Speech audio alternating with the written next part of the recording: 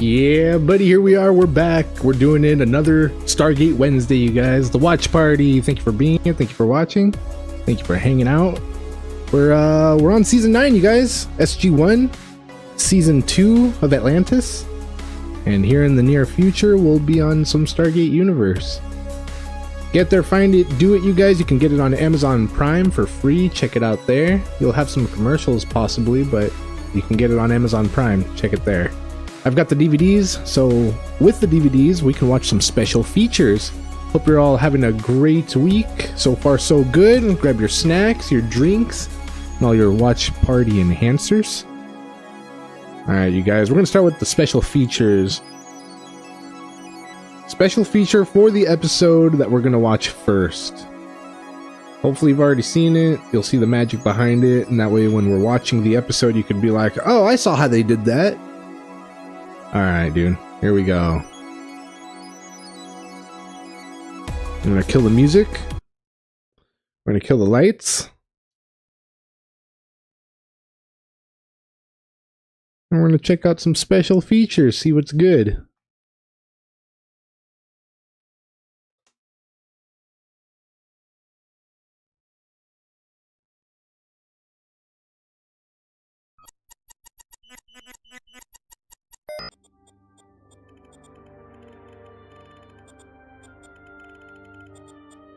The powers that be, what's it about?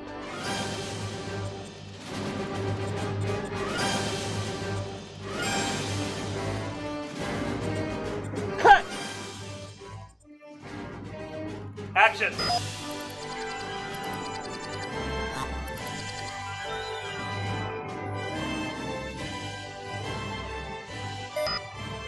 We discovered that there's this planet that has priors that are starting to make inroads into it, and we find out that Vala has already had a relationship with the people on this planet.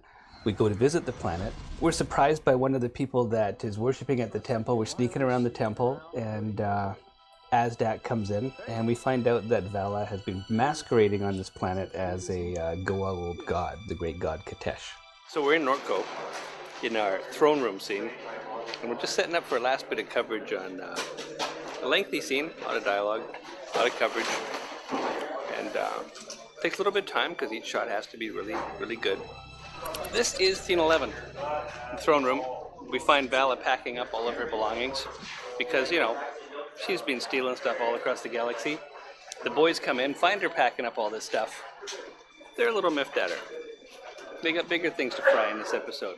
What happens after that? Let me check my notes. We decide a best way to prove that the priors are not the gods that they should be is for her to come clean and show that she's a false god.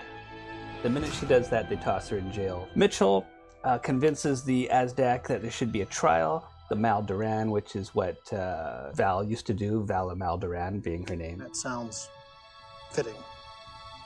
We're gonna hold a Maldoran! They hold the Maldoran. In the midst of this, the prior comes. Big bad evil prior. It's the good versus evil. The prior who's been healing the sick, and the SG1 trying to, you know, tell them about knowledge and understanding of technology. Is you can learn about these things. We can help you learn. It's one of those, it's not a happy ending to this thing. We understand the power of the priors now. Because everybody's getting sick. The prior touches somebody, causes this huge, horrible sickness that decimates most of the villagers. Mitchell gets sick. The SG1 is overwhelmed. They can't possibly help this planet. Their technology isn't going to save them. A lot of sick people here in this room. Things aren't going very well for them. Hazmat people are trying to help, but if you look real close, it's all open under here. And frequently during the take, if they get an itch, they'll reach underneath and scratch, which kind of blows the whole hazmat thing. We've got to keep an eye for that. This is hazmat hair. That's good, man. Yeah, it's hazmat hair. Look, it did it right there. In the end, the prior comes back. SG1, they try to attack him, they can't. He puts his staff in the ground, the great white light heals everybody on the planet. I mean, this is fabulous, but also horrible. He can heal everybody that he's made sick. And in the end, he walks away, and instead of our standard closing, push in on our heroes as they save the day, we pull away from our heroes. And the last shot is we're pulling away from them, and they're standing there, they're dumbstruck. They don't have the technology to defeat what the prior has. Damn, dude. Hell yeah. It's fantastic. I mean, she brings so much to what she does. I'll have a little idea of how I want to do things, and would do an actor rehearsal, and she would just add so much to it. Just say, well, what about this? Or, I feel that I should move more over here, make this more of an aside. And you think about it, you go, well, she's right. Give and take. And the feelings that she brought out in her emotion, she brings such a level of intensity to that. You totally believe what she's feeling. I mean, you could feel the pain inside her that she can't heal these people anymore. Or when Azdak dies.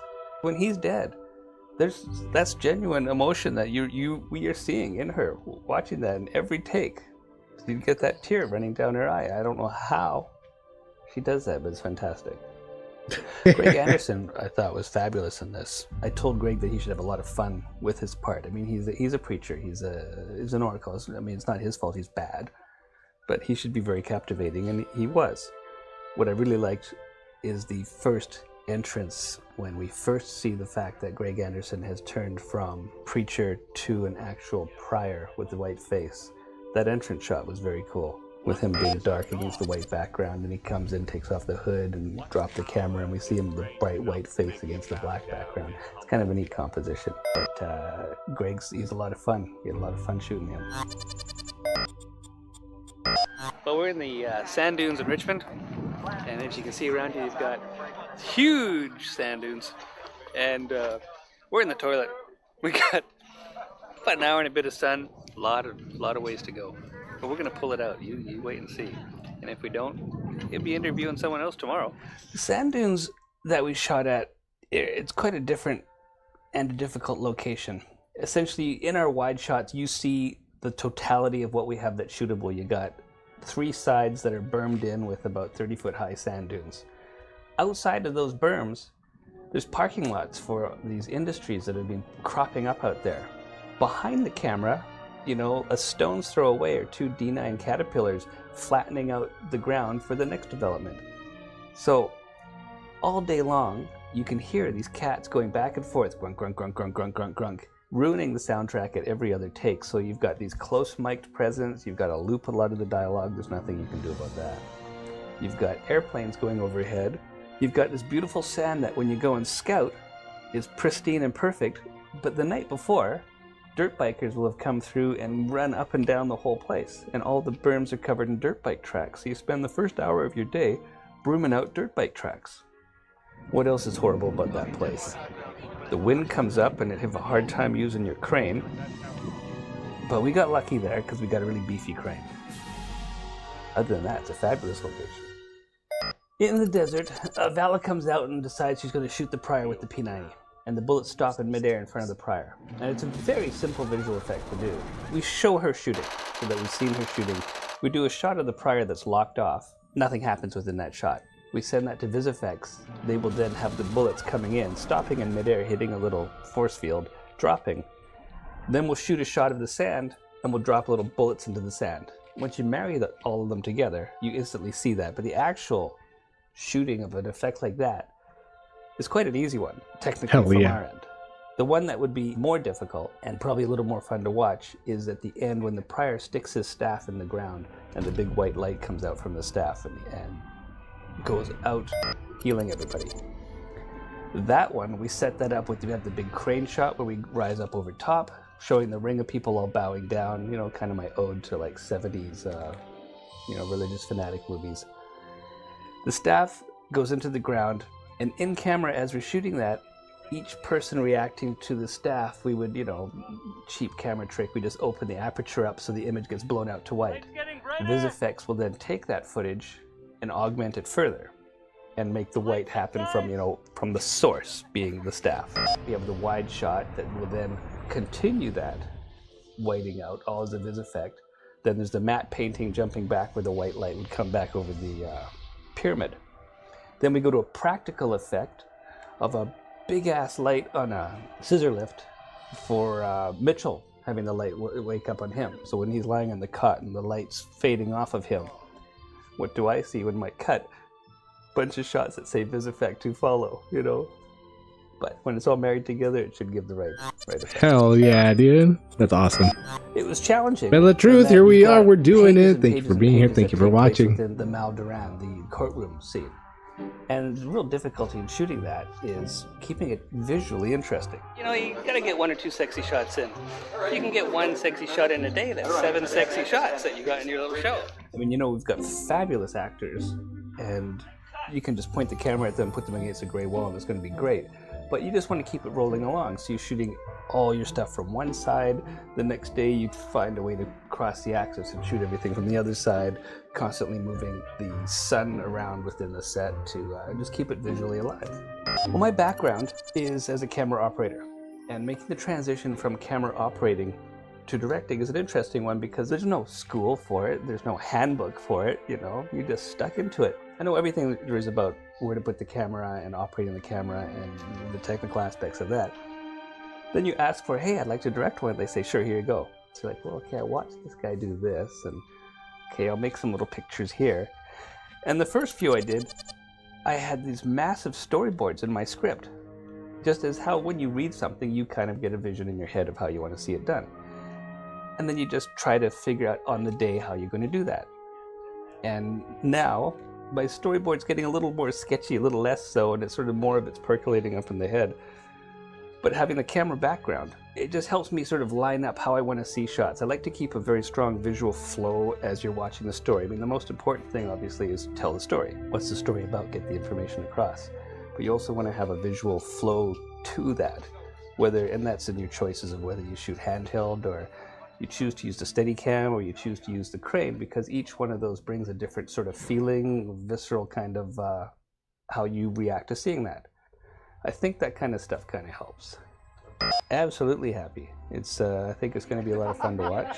The interesting thing about a lot of these episodes is when you finish shooting the entire script, you deliver something that's 10 minutes longer than what you actually see in the DVD or in the thing. And there's a lot of scenes that end up on the floor, which would be nice, you know, at some point to see, but you never do. But there's a lot of material that gets cut out. This is actually on Will wearing, so you know, say good things about Will. Who? What's the story about? Well, I can't remember what the story is about.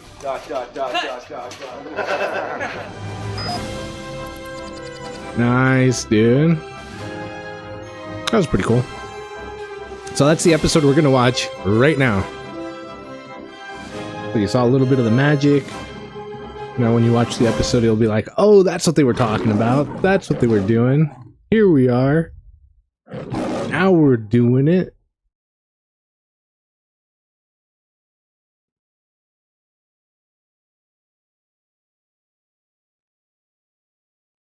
All right. So it's episode 5, you guys, of season 9, SG1, The Powers That Be. Get there, find it, do it. You can find it on Amazon Prime. Meet me at 5 seconds. We'll count to 3 and we'll press play.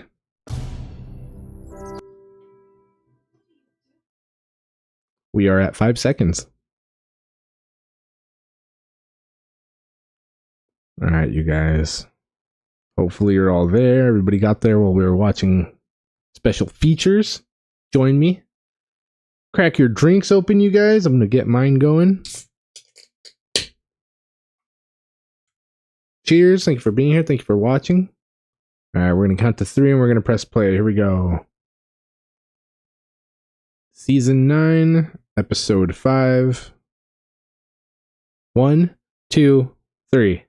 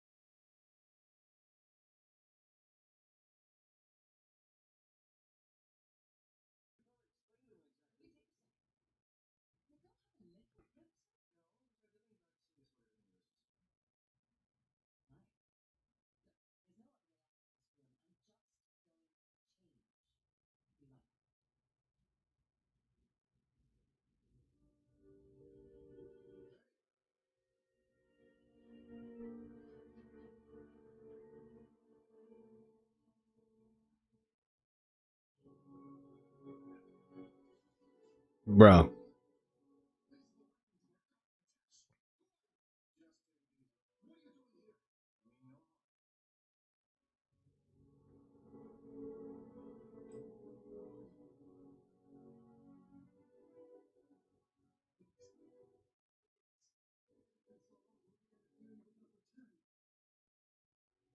Bro.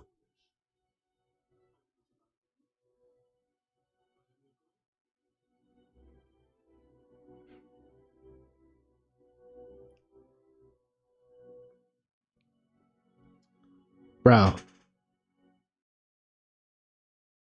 Wow, you guys.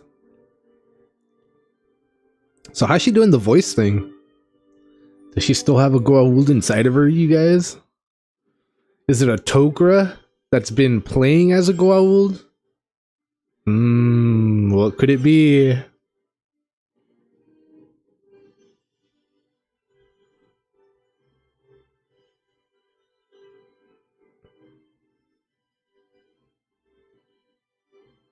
Can't believe we're on the last 2 seasons already, you guys. It's been a minute since we started watching SG1, but time flies, dude.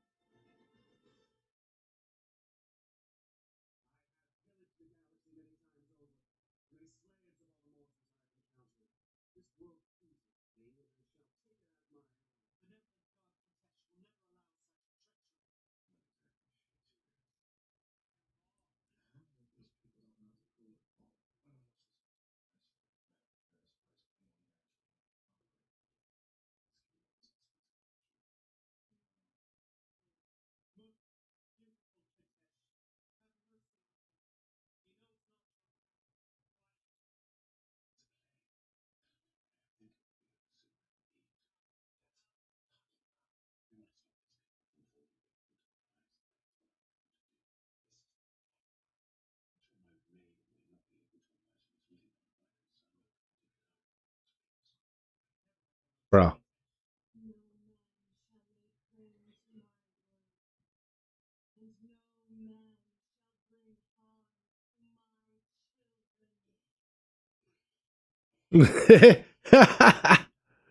Yo.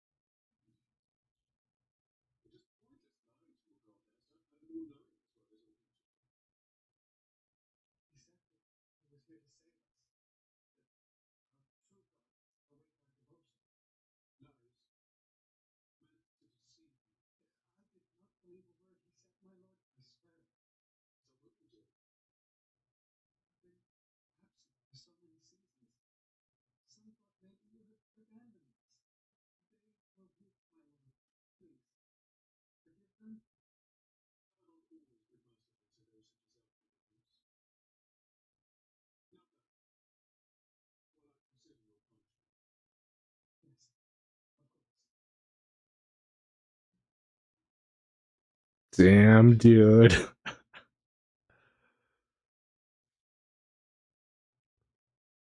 Bro.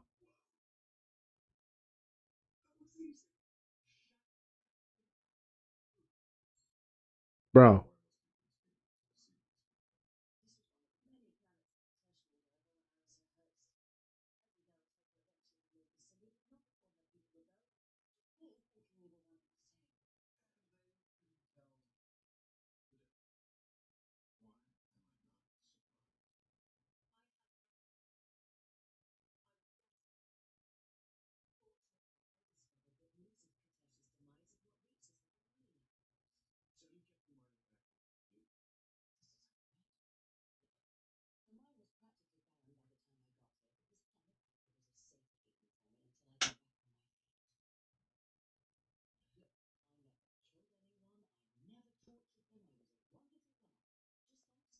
Bro.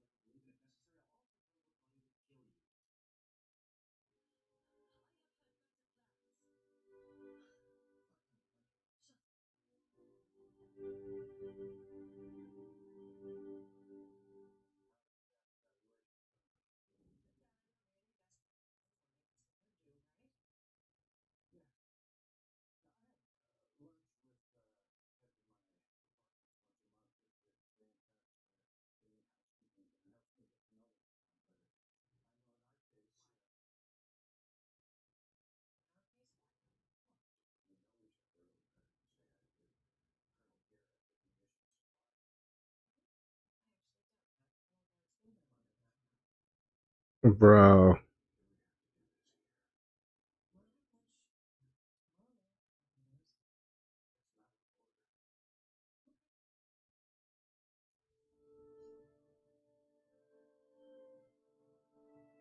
Damn, Landry. Why'd your daughter dislike you so much? What'd you do?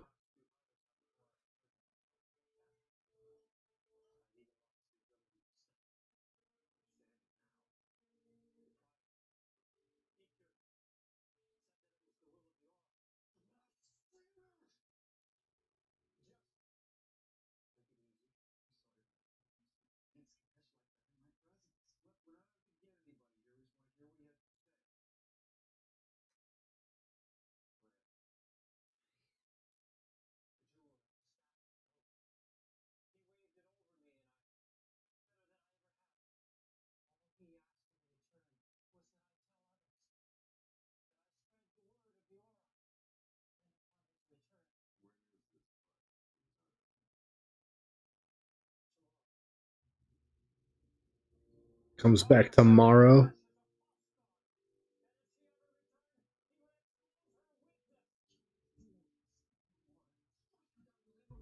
Bro.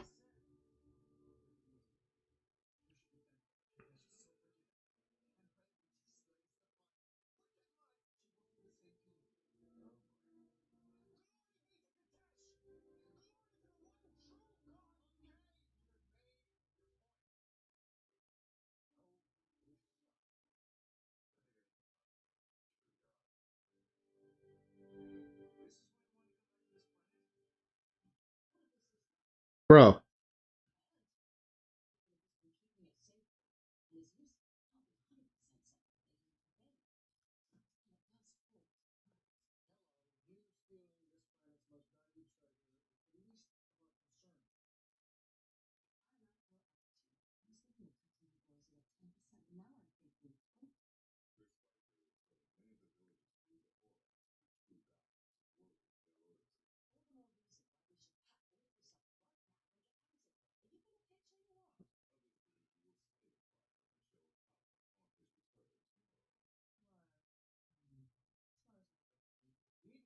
Bro.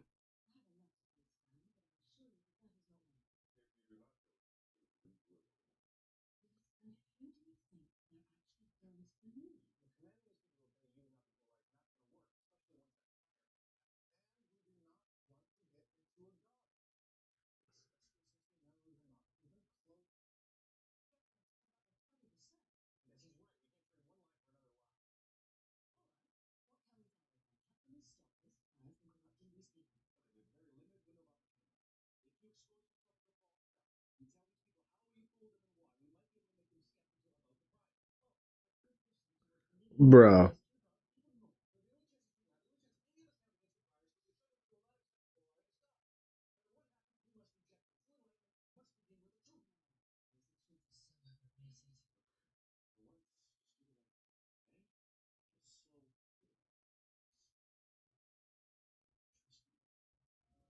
Yo, and they threw her in jail. Hell yeah.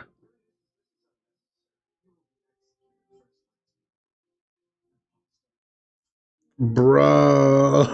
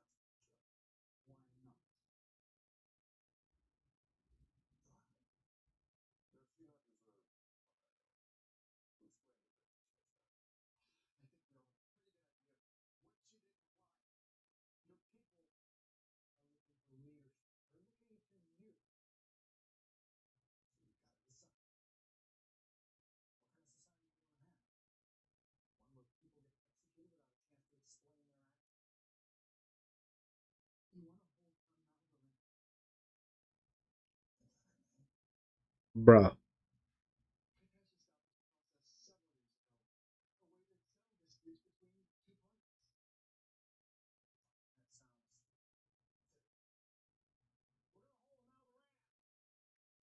Bro.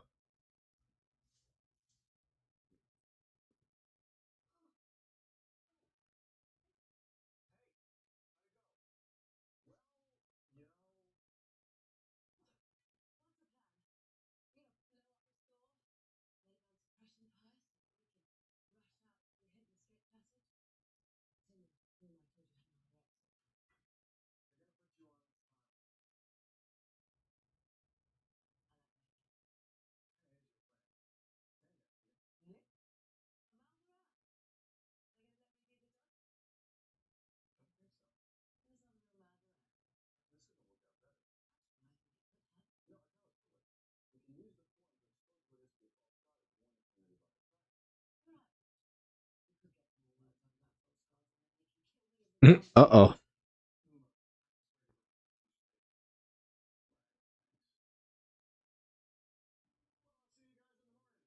Bro.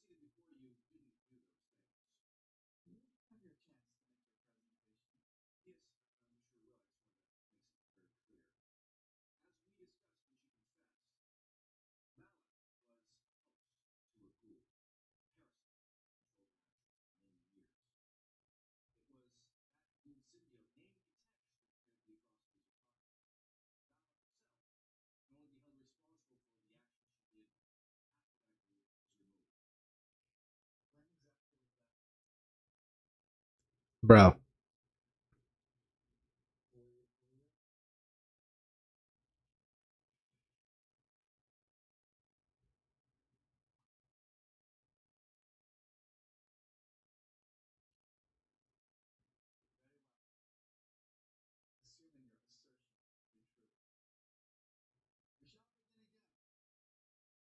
Yeah, that's right.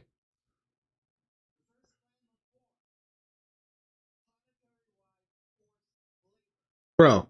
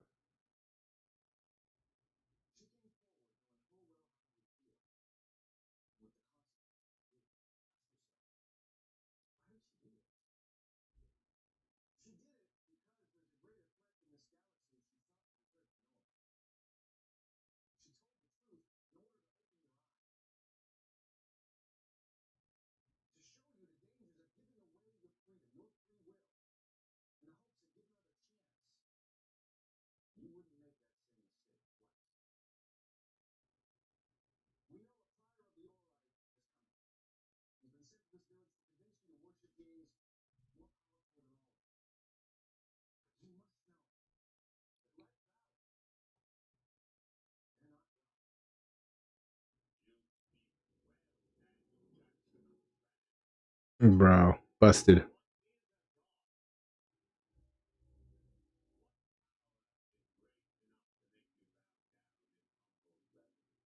Damn, dude, it's the guy from the first. Yeah, yeah, that guy.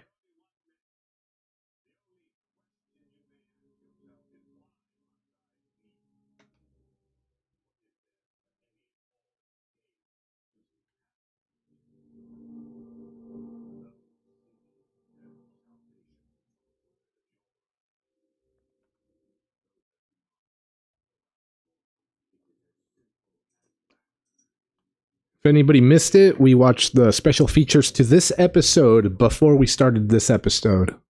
So if you go back like 25 minutes, it'll be special features.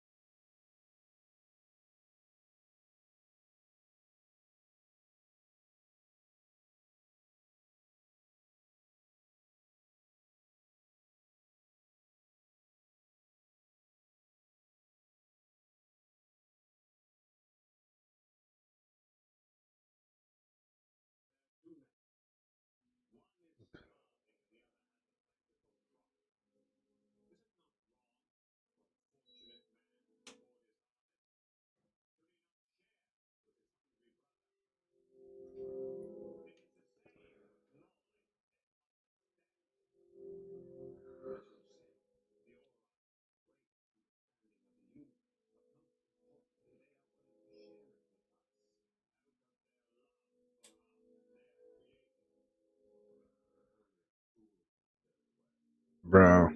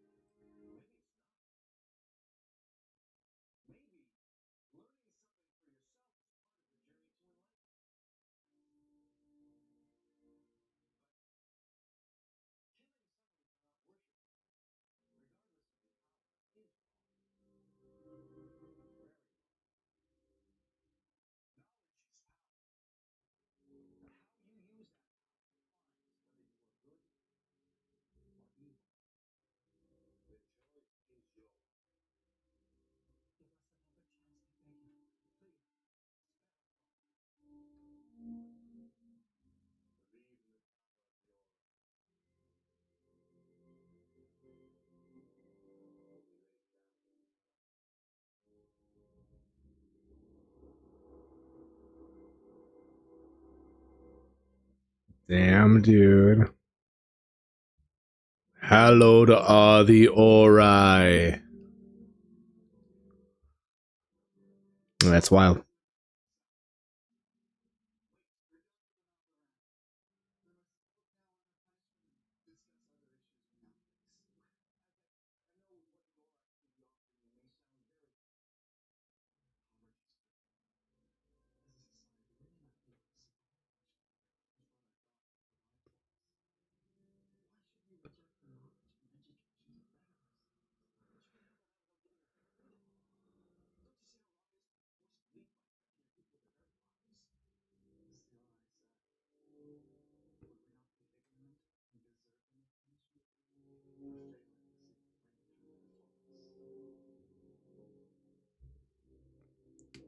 It's one of the best sci-fi shows in the world, bro. It's called Stargate. Start school tomorrow? Damn, dude. On a Thursday? So you just got to go to school Thursday and Friday, and then you got the weekend? That's pretty cool. That sucks. Enjoy it, bro. It's better than having a job. Okay, bye.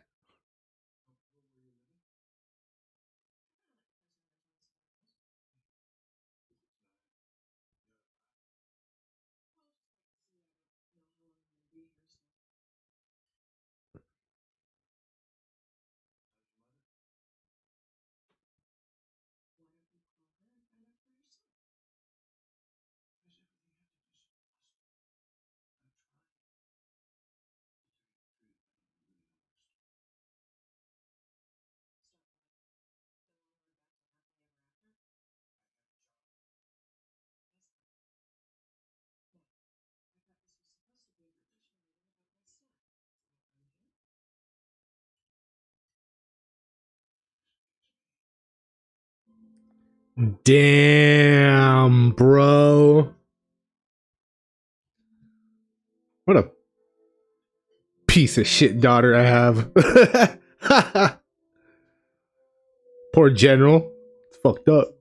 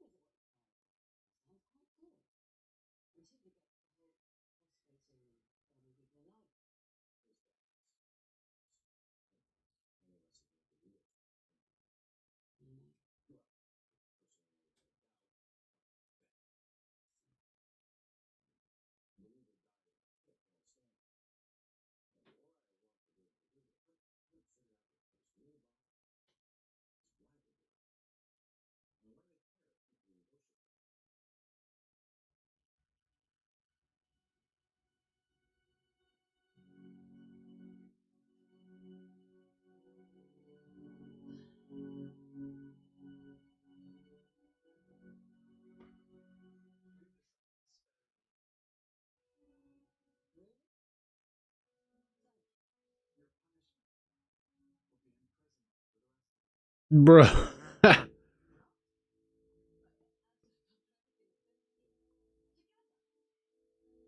Your life is spared, but you're locked up forever. Not much life at all, huh? Let's just end it here. That way your guys' tax money doesn't have to pay for me.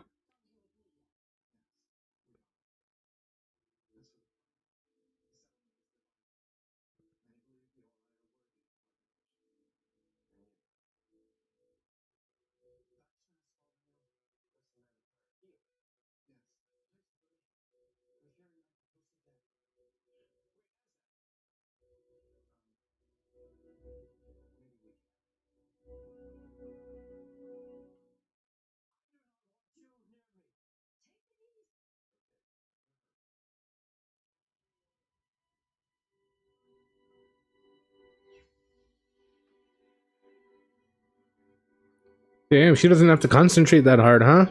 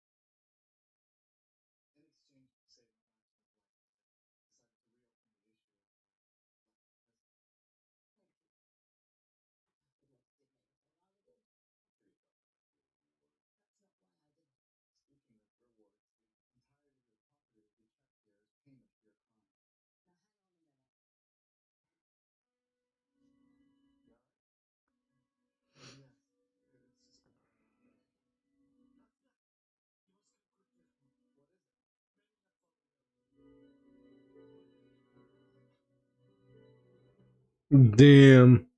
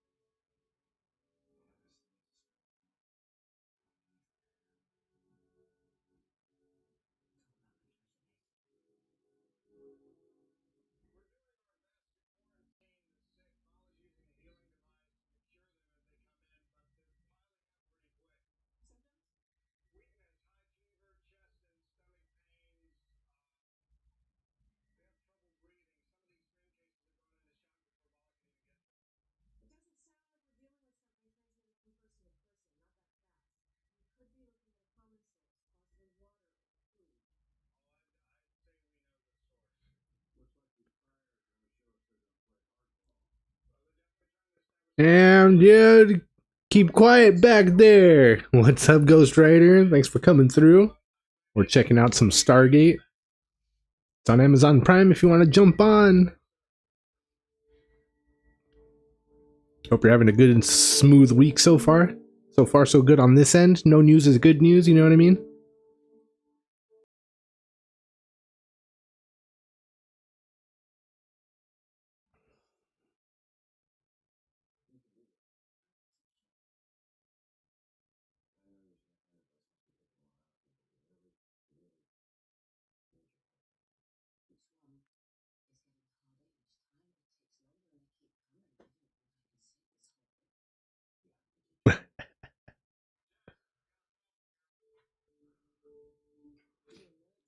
Proceeds to throw bucket on top of Buddy. Bucket of popcorn.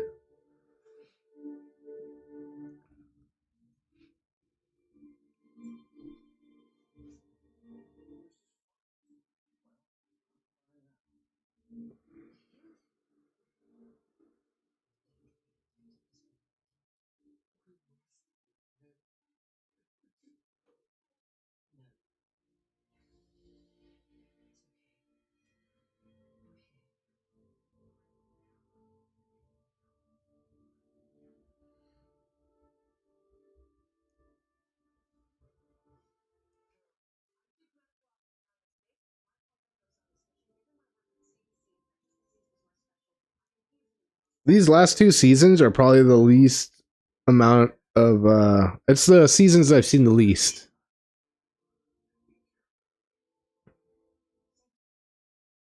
So for the most part, these are kind of like, oh yeah, oh that's right, this did happen.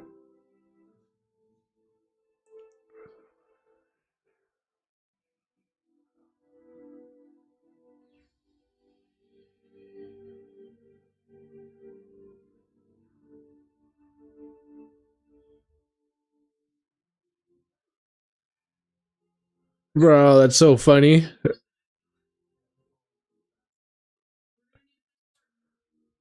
That's way funny. Theater row rivals. Oh yeah. And then by the end of the movie, you guys were buddies, right? Hopefully. It got more funny? Tell me.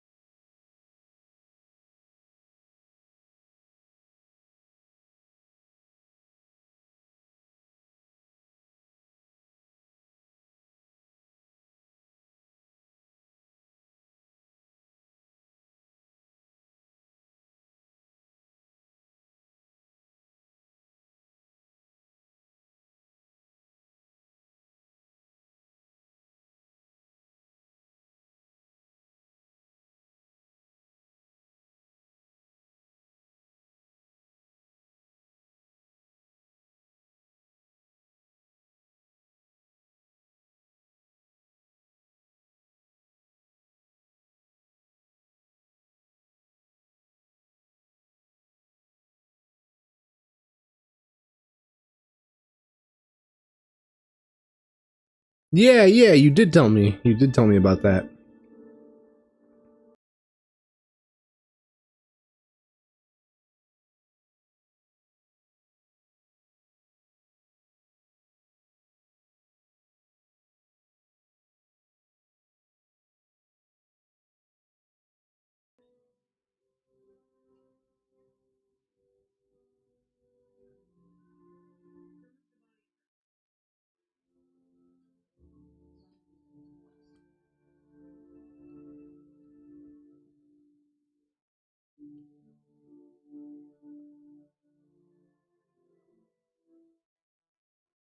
Dang. You didn't make it, huh?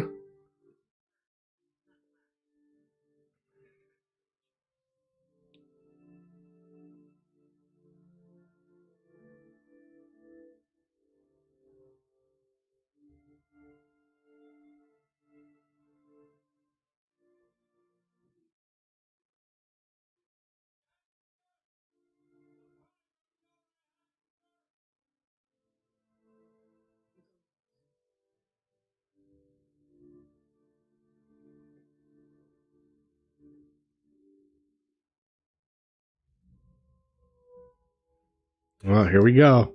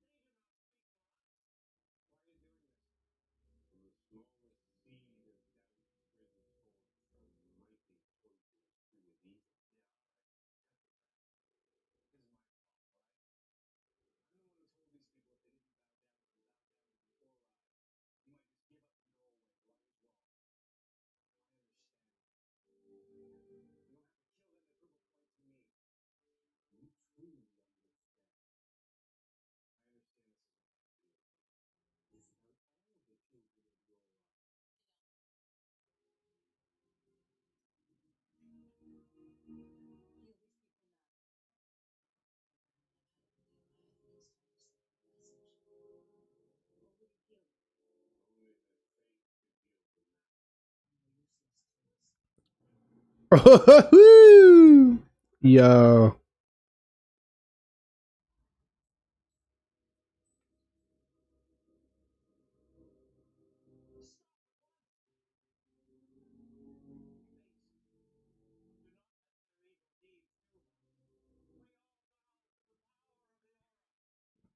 Bro. Yo. Damn.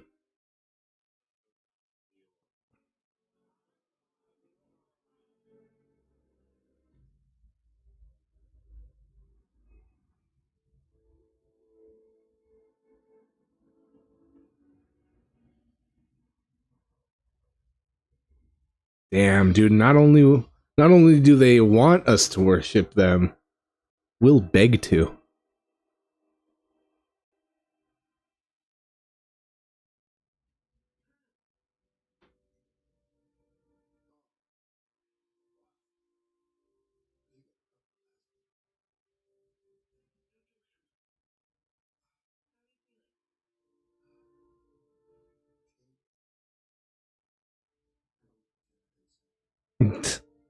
Fool.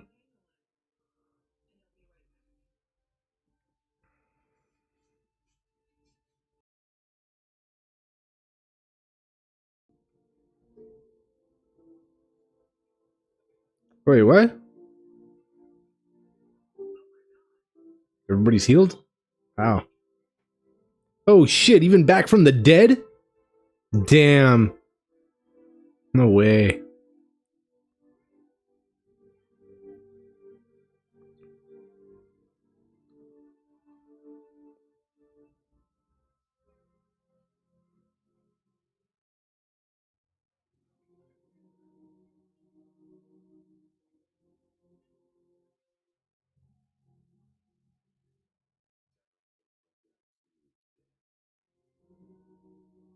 Damn.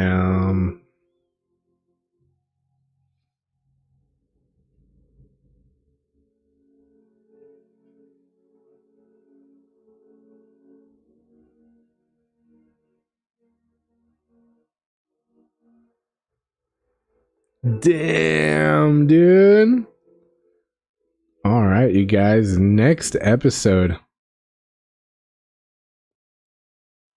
Get there, do it.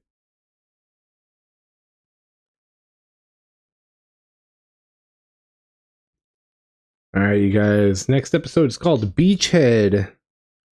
This is a good, I think this one's a good one, or something important happens in this one. Beachhead, meet me at 5 seconds. You could also find it on Amazon Prime. I've got the DVDs. We got special features. We watched some special features before this episode that we just watched. You want to go back like 50 minutes, rewind? Yeah, dude, special features.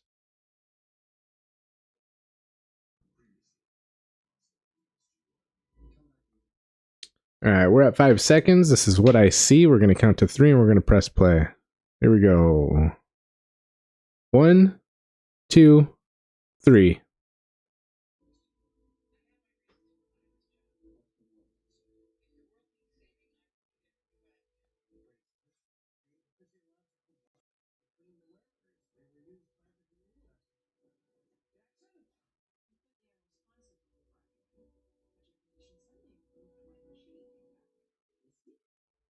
Bro.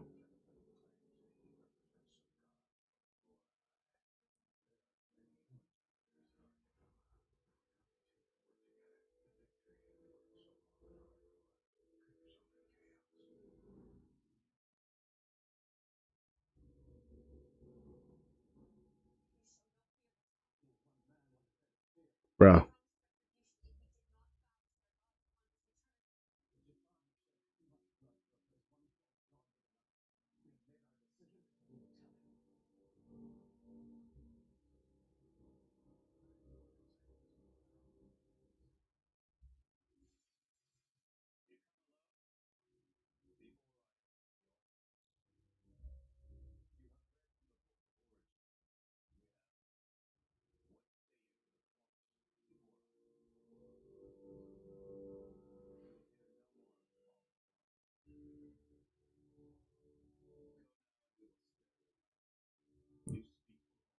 Damn.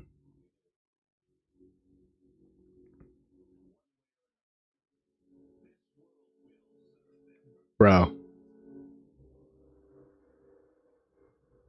Yo.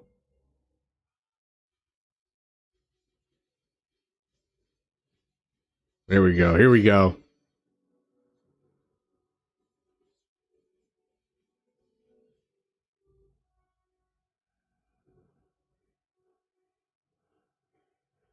Yo.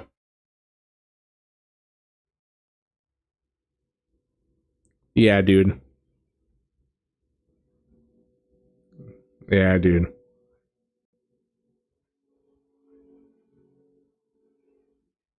What's he doing? How is he doing it? Damn, bro. I guess hello to the Ori. So if you notice when they got pushed away, force pushed back, they didn't really have much of an arc. It wasn't really arcing that much. They flew really far and fast. It's a little wild. They just kind of disappear into like I don't know, needle point, pinpoint.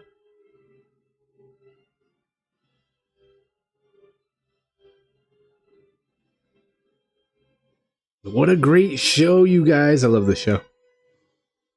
Cheers. Thank you for being here. Thank you for watching. Thank you for hanging out. Appreciate your time. Time is valuable. We'll never get it back. Thanks for spending some of your time here.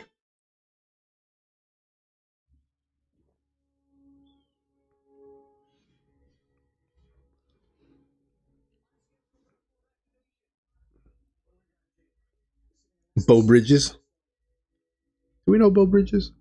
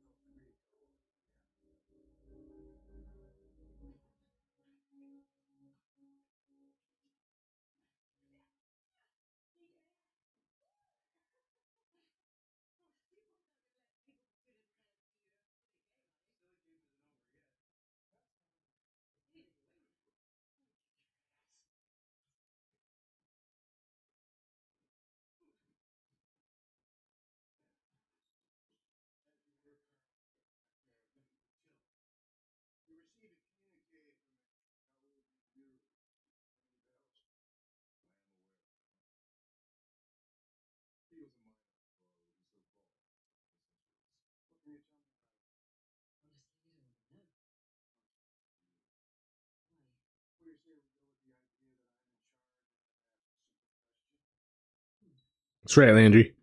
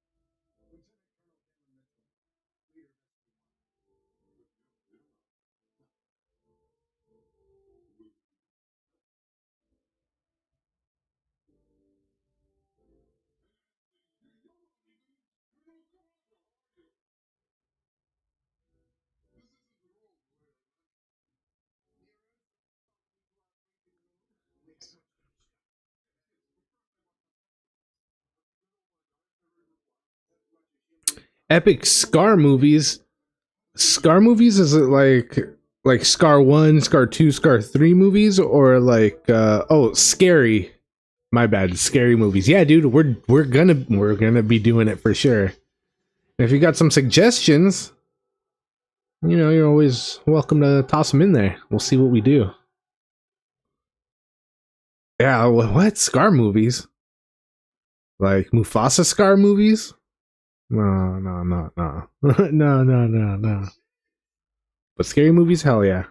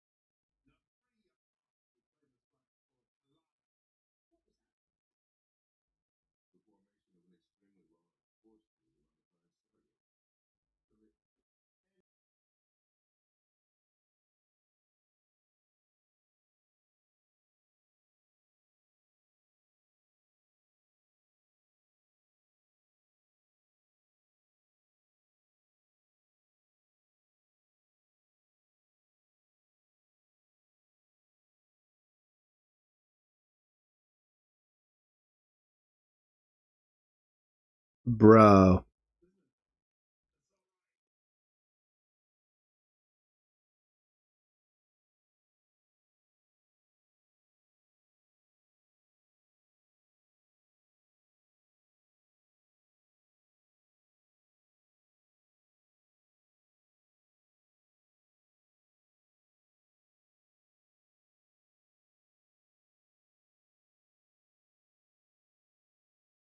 Yeah, buddy. Handle, do it to it. Thanks for coming by. Thank you for stopping through, and I appreciate your time. Yeah, dude. Handle. Good luck. We're all counting on you. And yeah, we'll catch you a little bit later.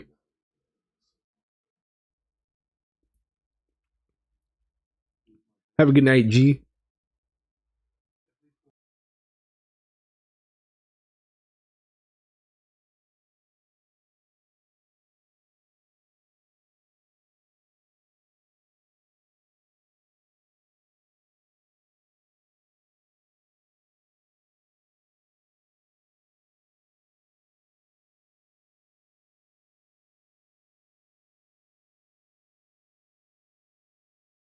Yo, what's up, 51? So funny. Hell yeah.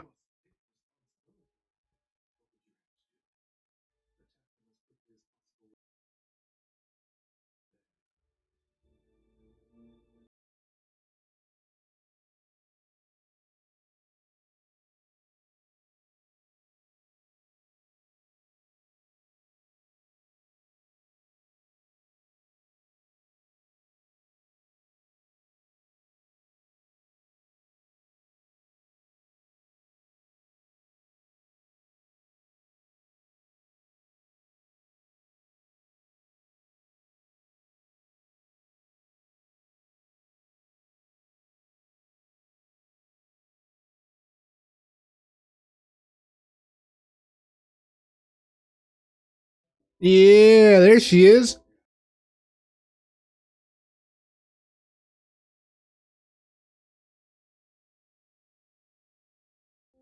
Hell yeah. Getting the band back together. I did before the first episode, not this one, before the first one. So if you go back like 40, 50, go back 55 minutes, it'll be during the special features. Maybe go like go back like a whole hour. And you'll be like right at the special features, I think. But it'll be the special features for the last episode we just saw, episode 5. And I'm not sure what special we have one more special feature on this disc, but I'm probably going to wait till next week to show them for the last 2 episodes that are on this disc. But we should have special features for Atlantis here after this episode. Let me see what we got.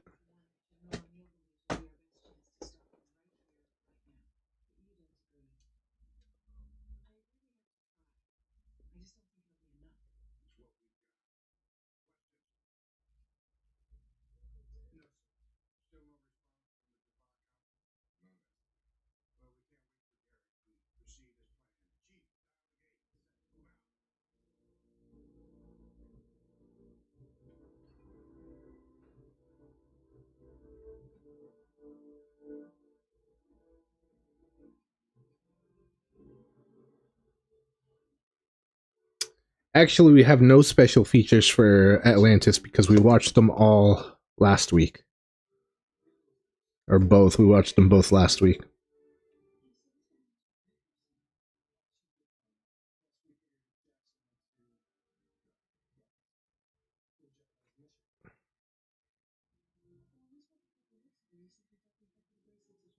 Oh, actually, hold on. I lied. Wait, did I? 1, 2, 3, 4. Technically, I can show the... Because we're going to start the next disc tonight. We got 1 episode on disc 2, and then the next episode is on disc 3. So let me see what's on disc 3 special features.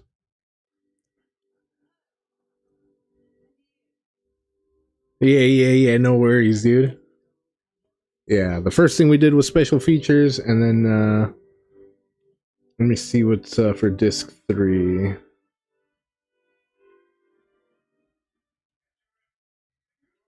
Oh, dude, the print is so small on the back of this.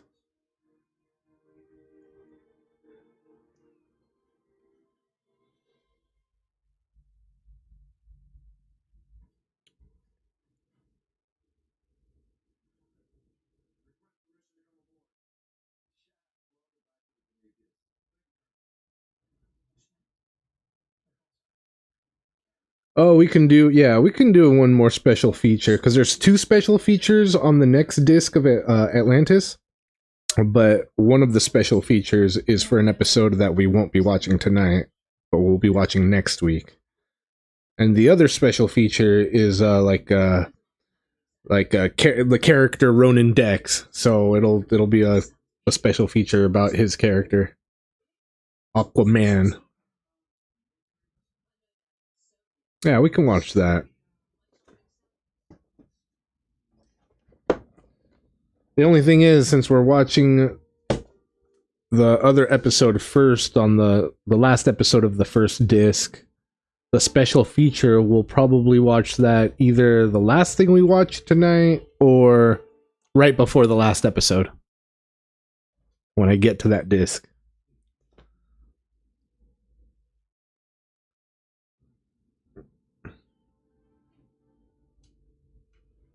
I just hit my controller and I messed up my time. Hang on.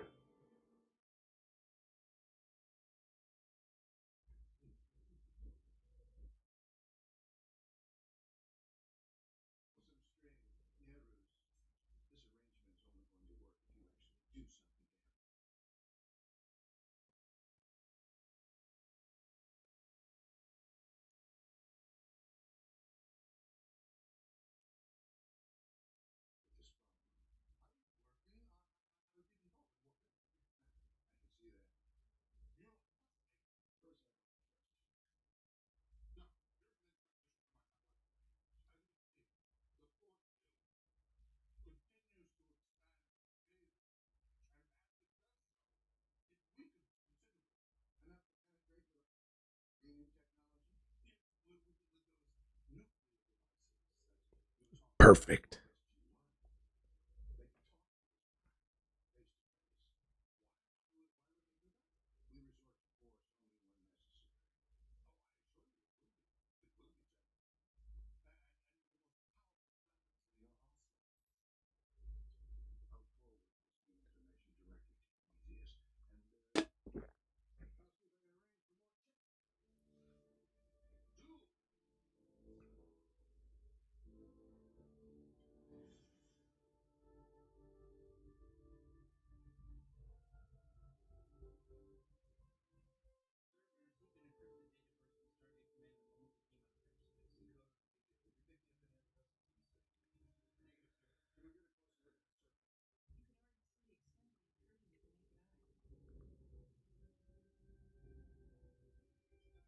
Bro.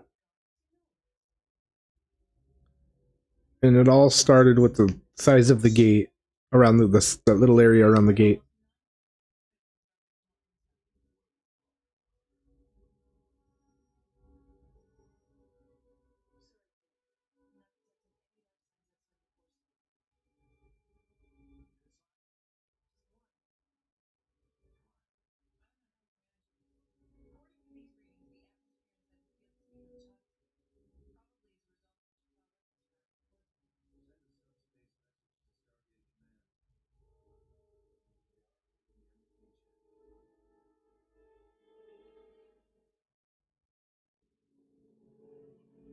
Damn, dude.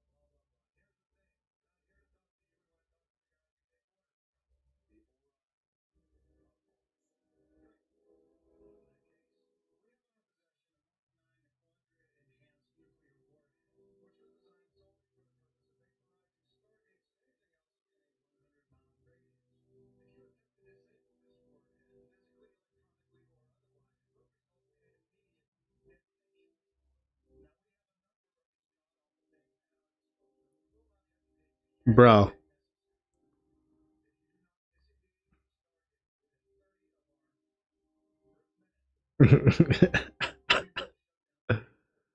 Yo.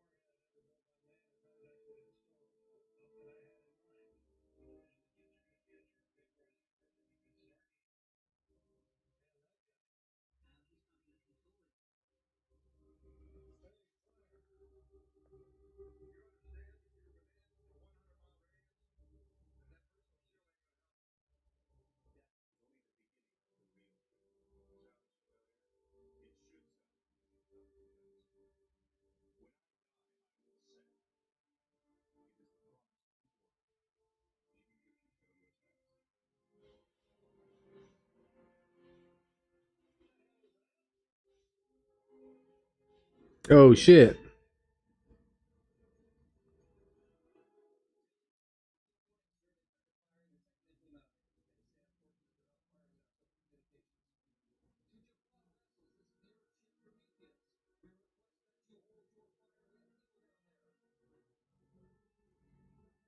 Bro.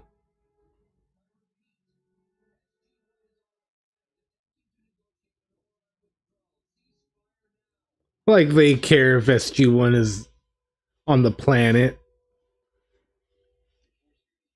What? SG1 is on the planet? You just shoot everything we've got.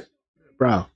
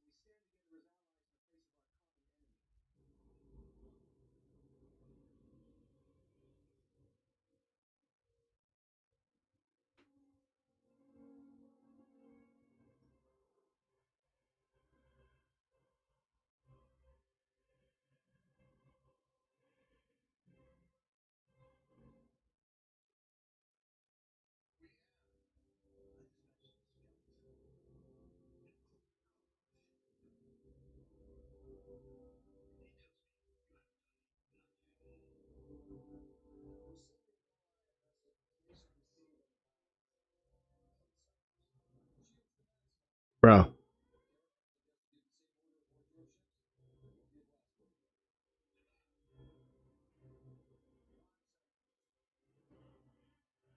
Bro.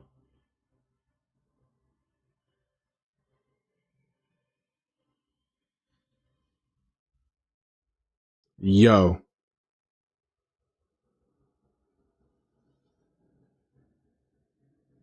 Dude, the force field just grew.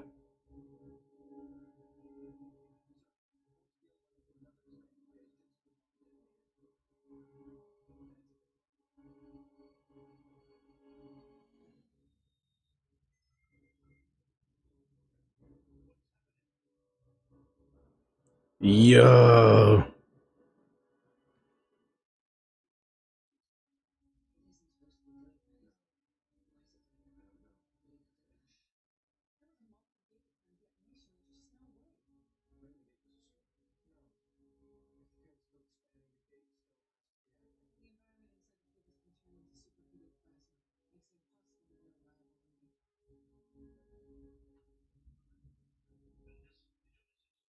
Bro.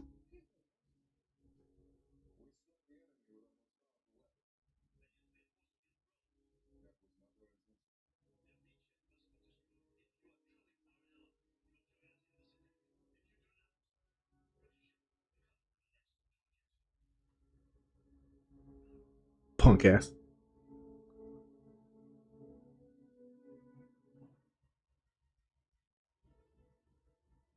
Bro, it's practically we got the whole world engulfed.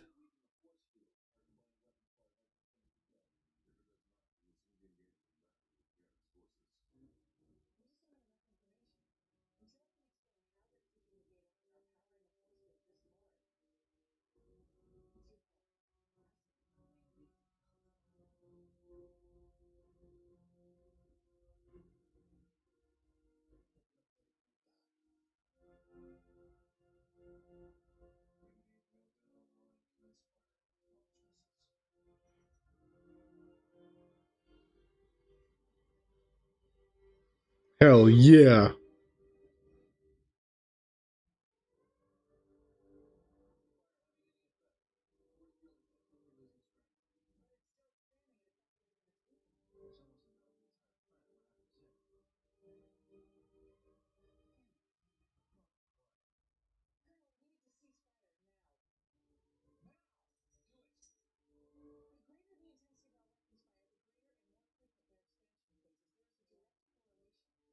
Of course there is.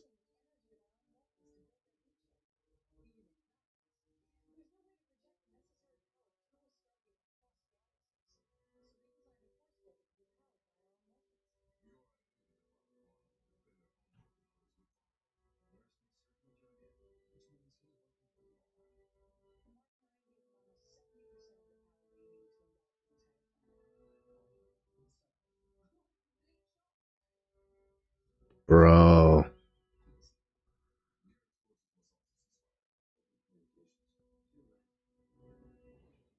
Oh shit. There it is. It's over. Game over, dude.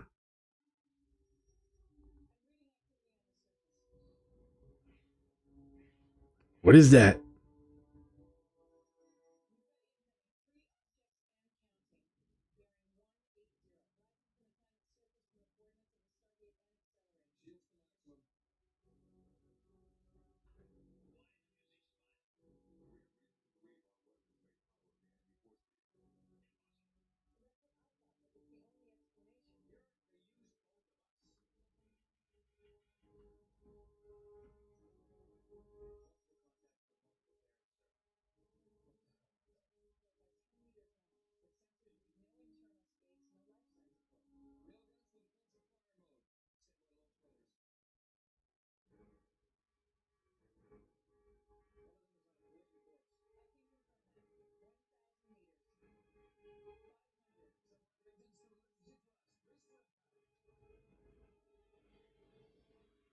Yo.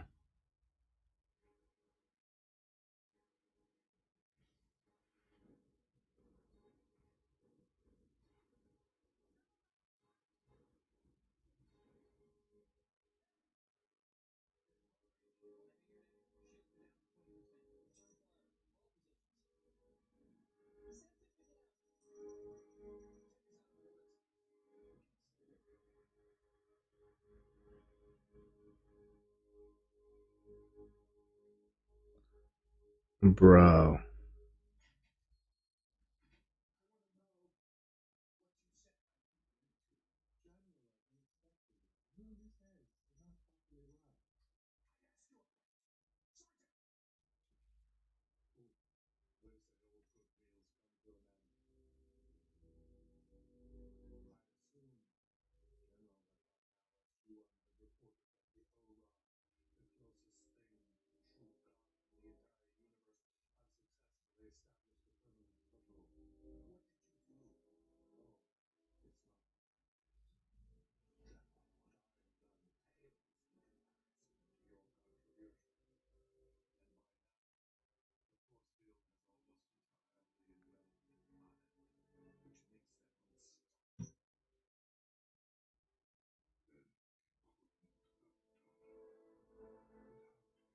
Bro.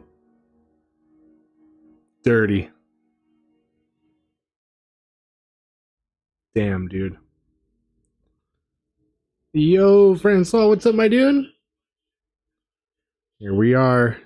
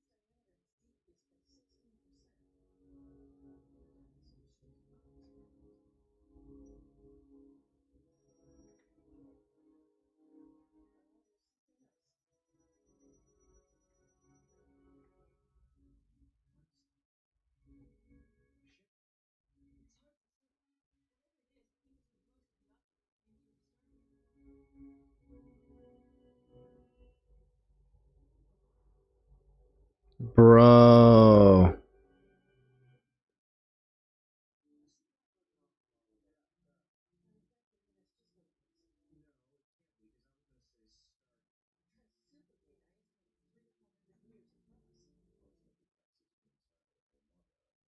Bro.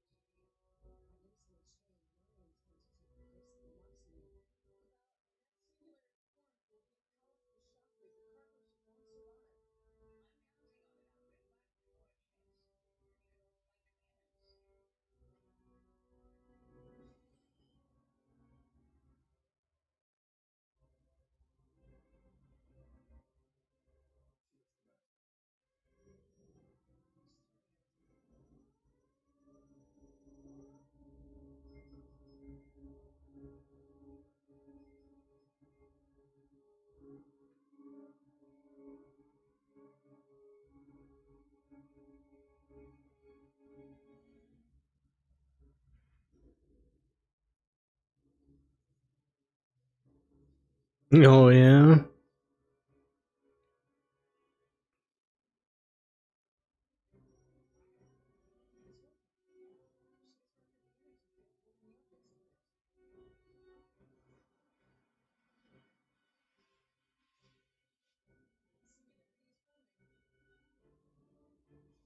Yo.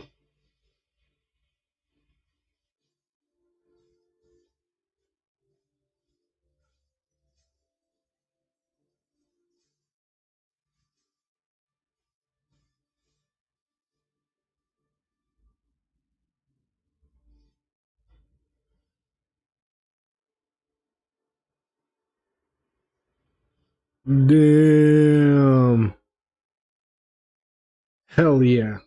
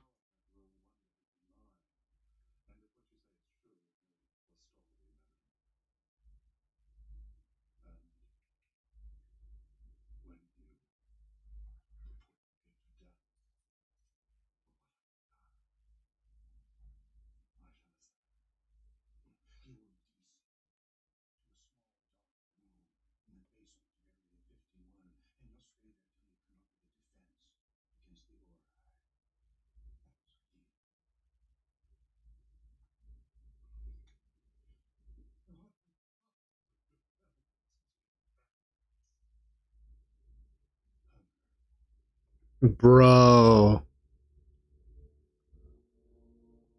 Yo, look at his face. He's real scared now. He's shitting bricks now. Zonex, what's up, my dude? No, good morning, good morning. What time you got over there? 4 a.m.? 5 a.m.?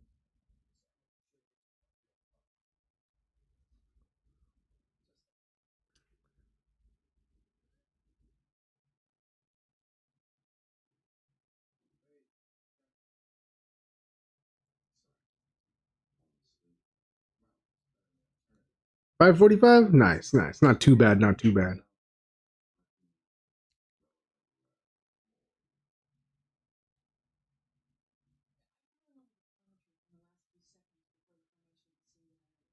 We got 8:42 p.m. over here.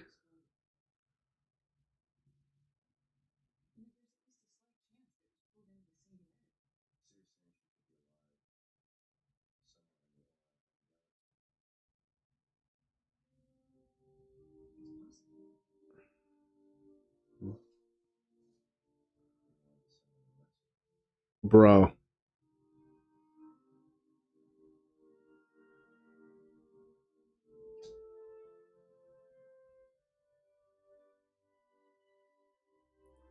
Dang, dude. So is Vala dead?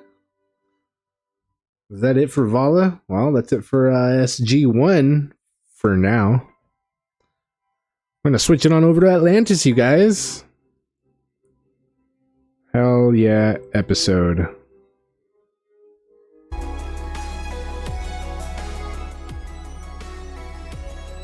Alright, let me get that next DVD in. Good stuff, good stuff. Alright, so on this disc, we're going to watch one episode of Atlantis. And then we're going to go to the next disc and watch the next episode of Atlantis. But on the next disc, we'll have the special features that we'll watch.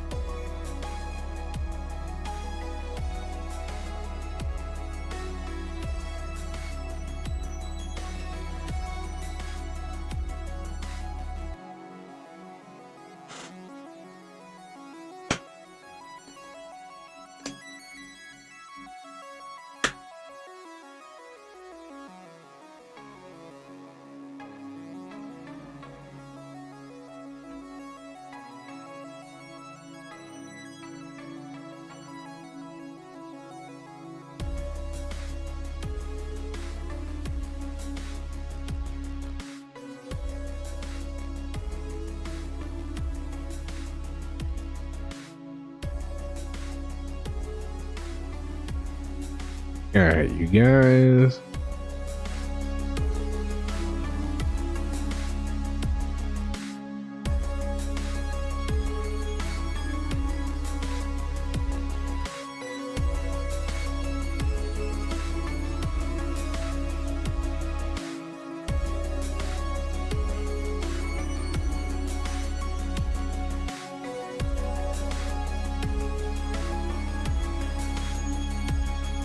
Alright, condemned.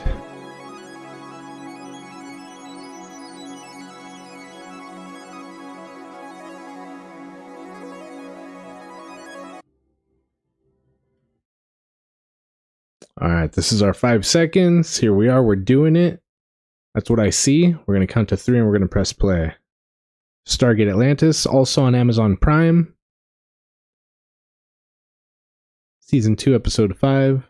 Alright, here we go. 1, 2, 3.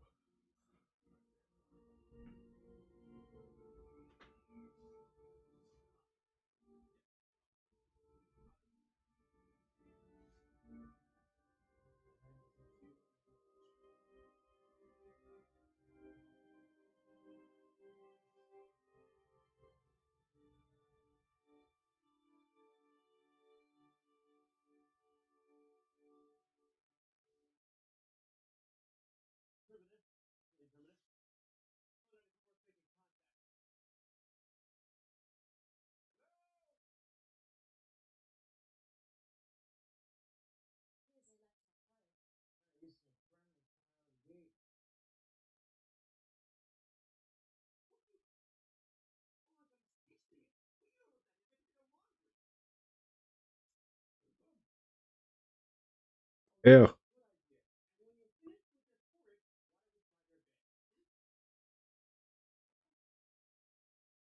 Bro.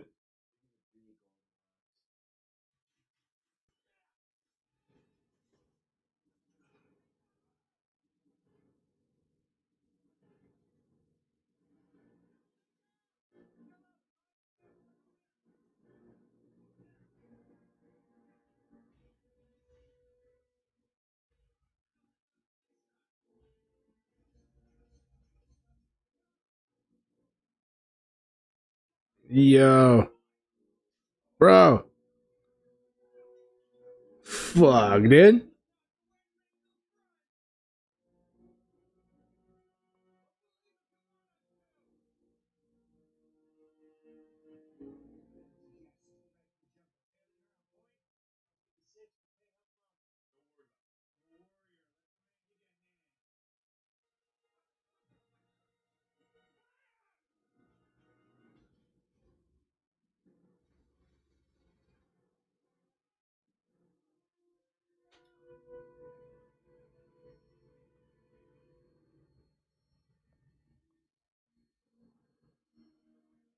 Yo.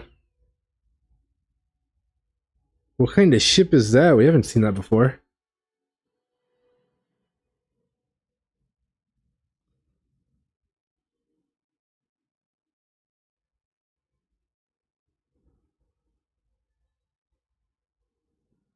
Yo.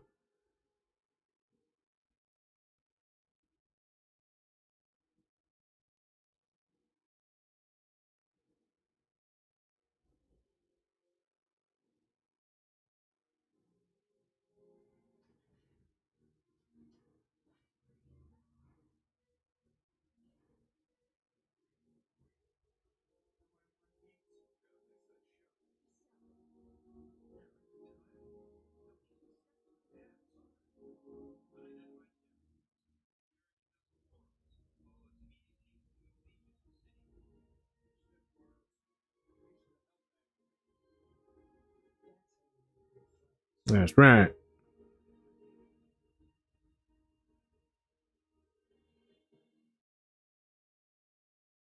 Nice, dude.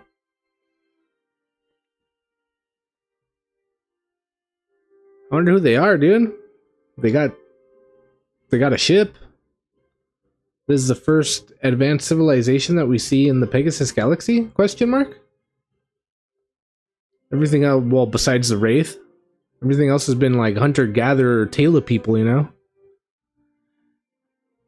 Taylor people, Ronin runners. Yeah. Small villages. Only a couple hundred people here and there. But, yeah, dude. That ship tells us otherwise.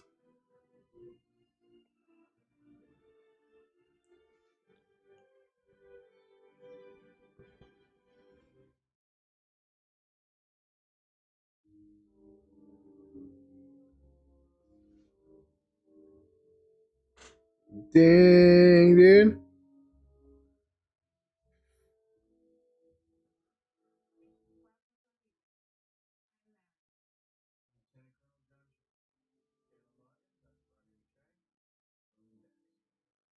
Are they hidden? Are they hidden from the Wraith or something?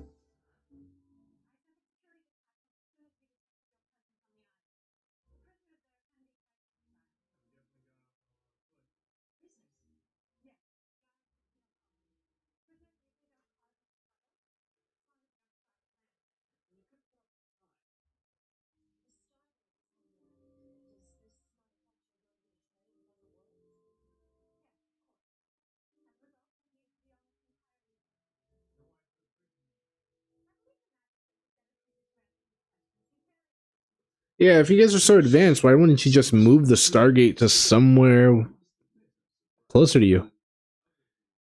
Where you could control it easier.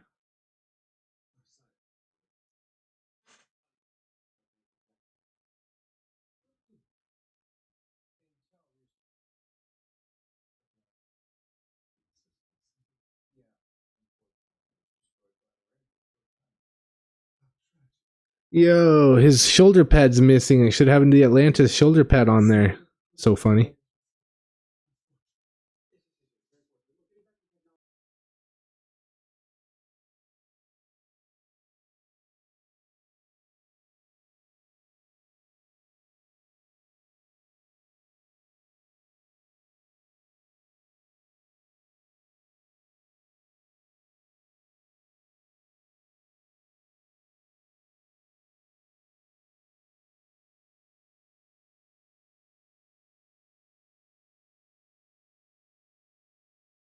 That's why they haven't moved it, bro.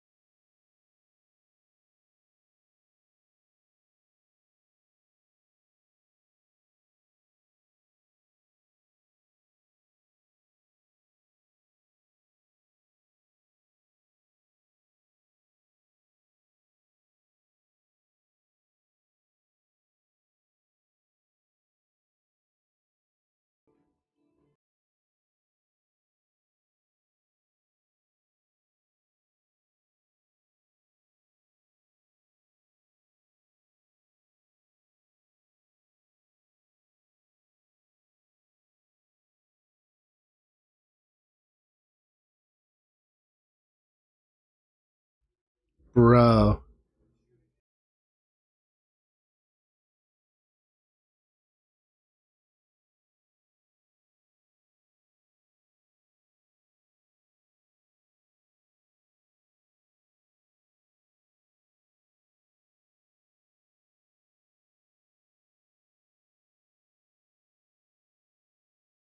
Yo.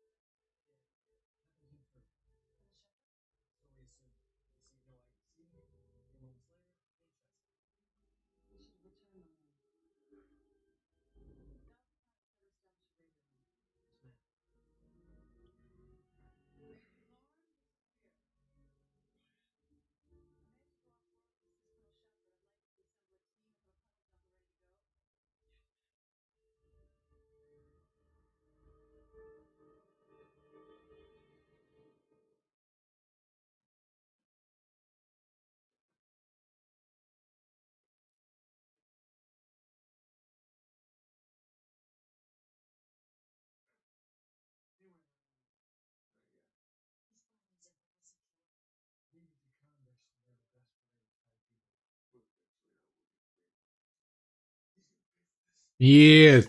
Get him, Ronan.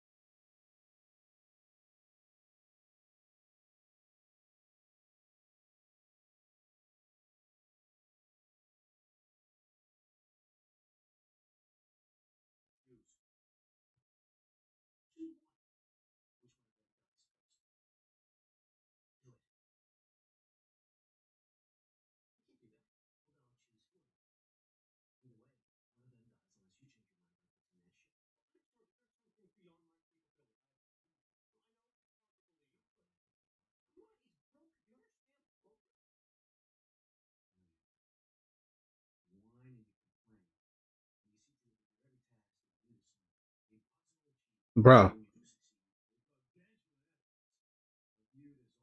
Yo.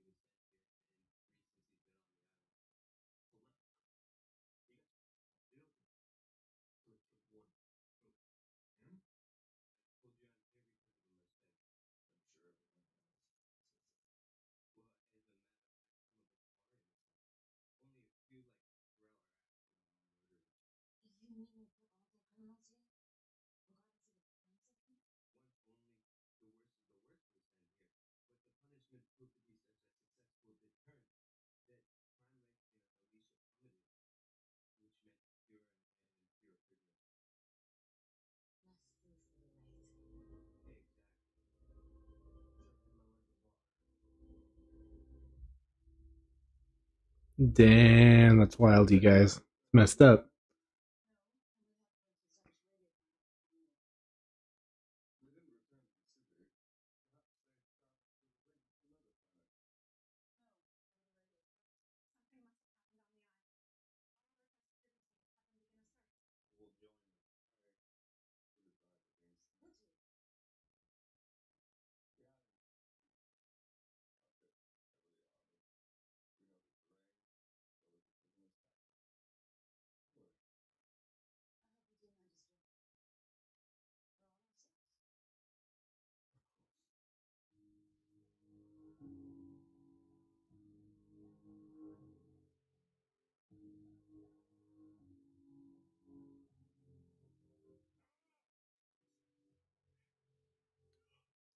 He should have been able to break through that by now.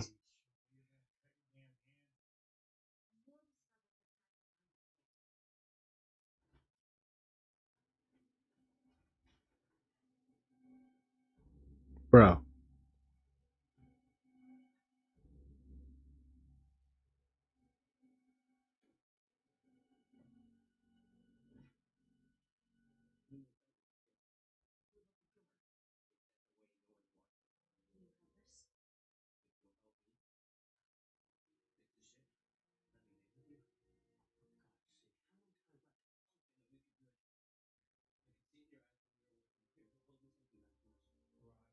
Bro.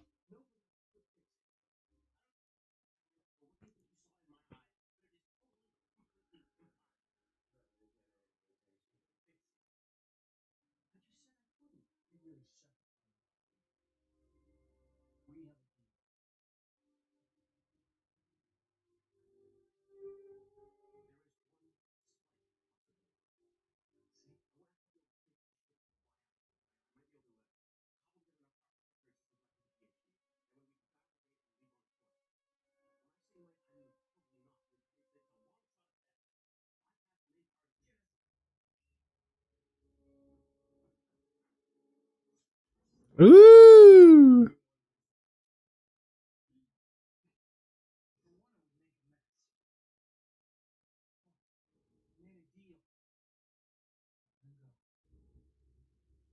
Yo.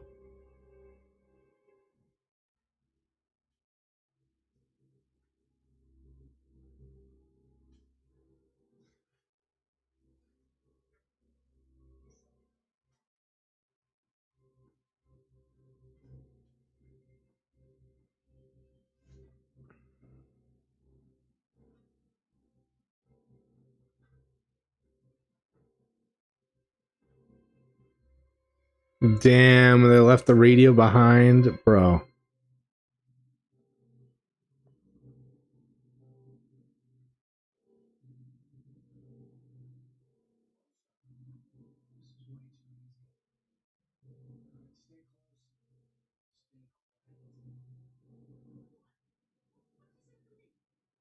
Why was Ronan's wrists all red if he was tied? Uh, pretty much at the elbow behind the bamboo.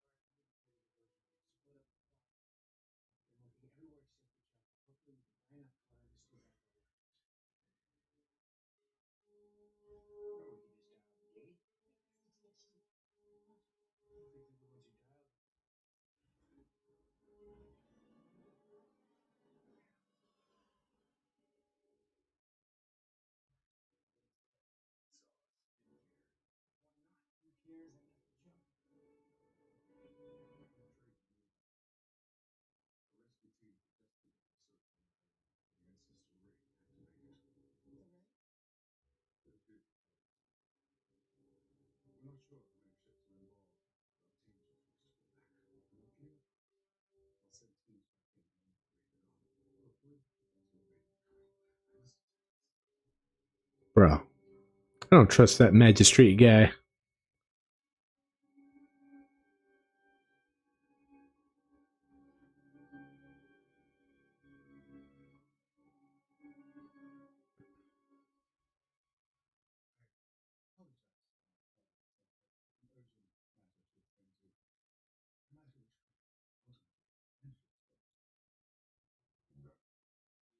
Yo.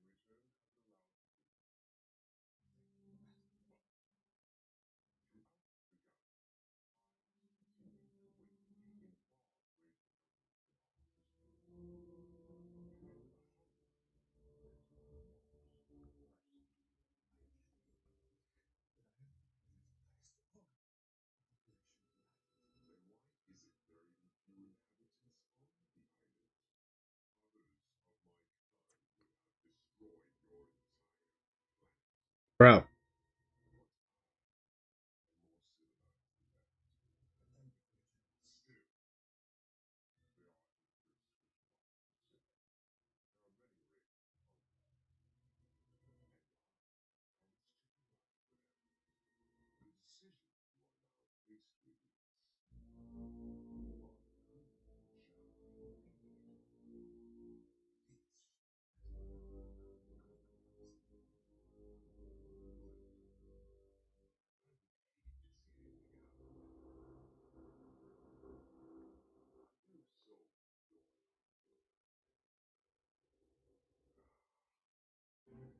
Damn, dude.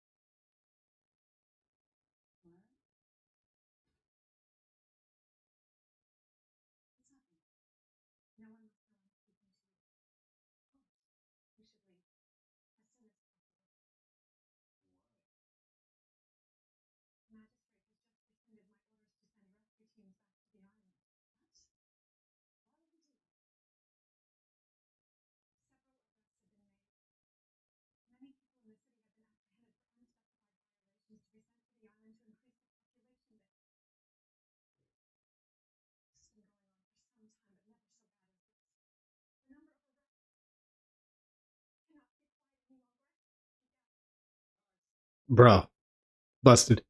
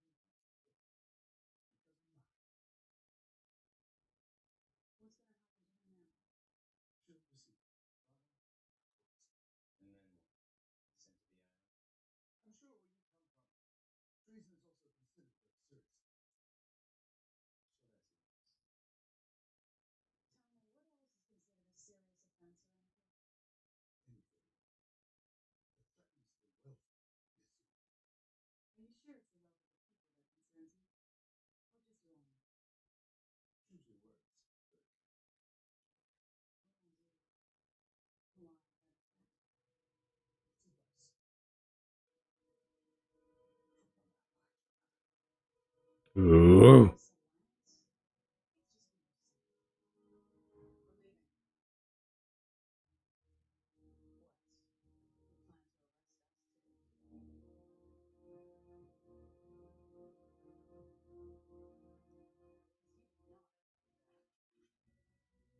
Yeah.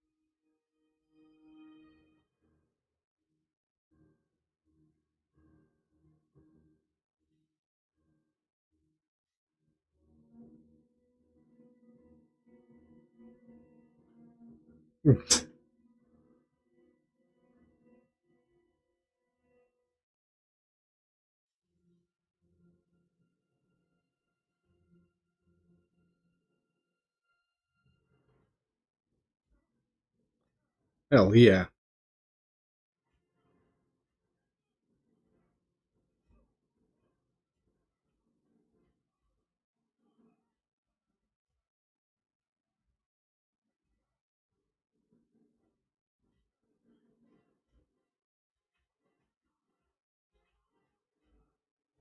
Yeah.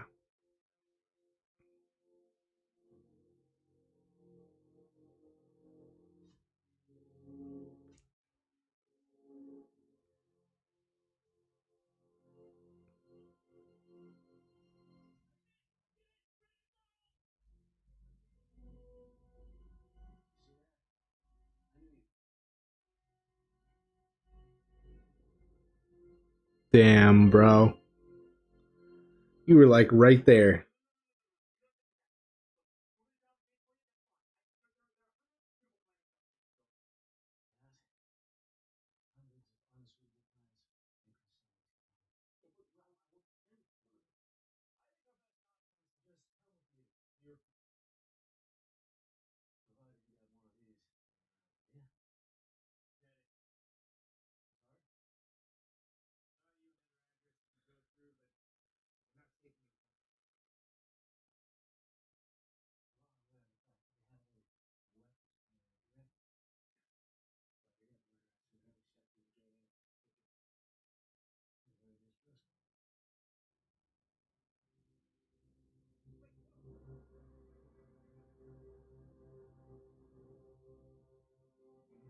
Oh shit. Hive ship, bro.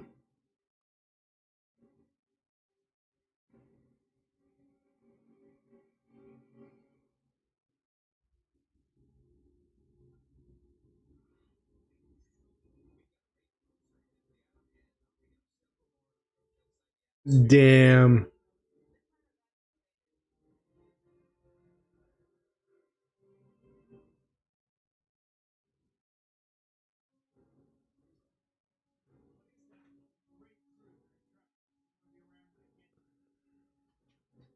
Yeah.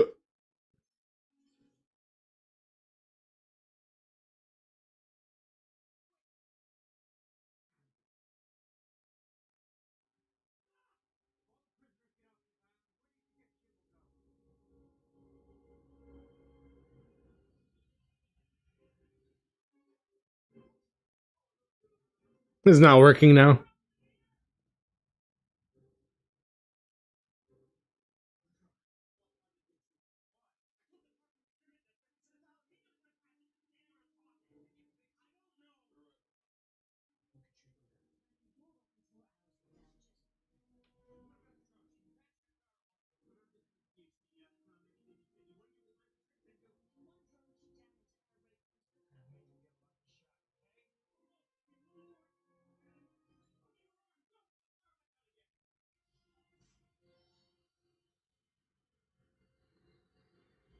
Yo.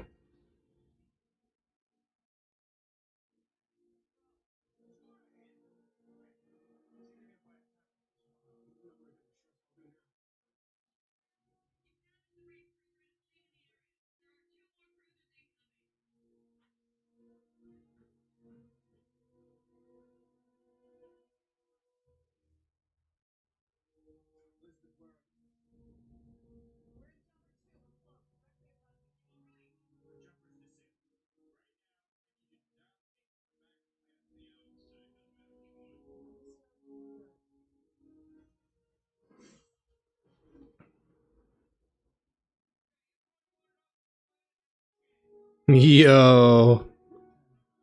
Jailbreak, you guys.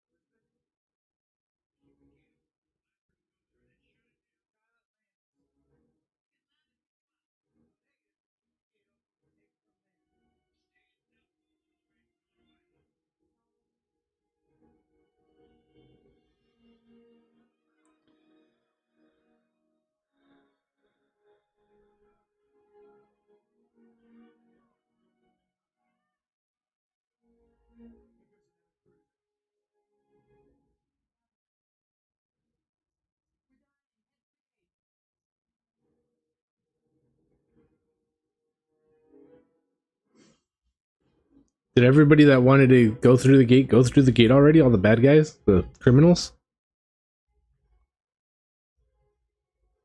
Yo.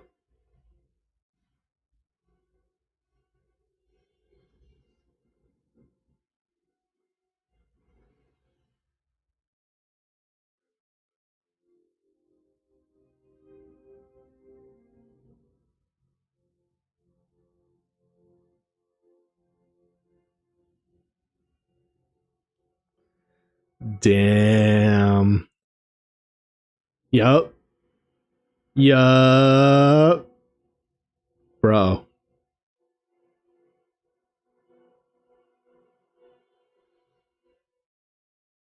They can't pull that many years out of him anyways. Sucks for everybody else in that city. Damn, dude, there it was, you guys. So the next episode is on the next disc. I gotta switch out discs again.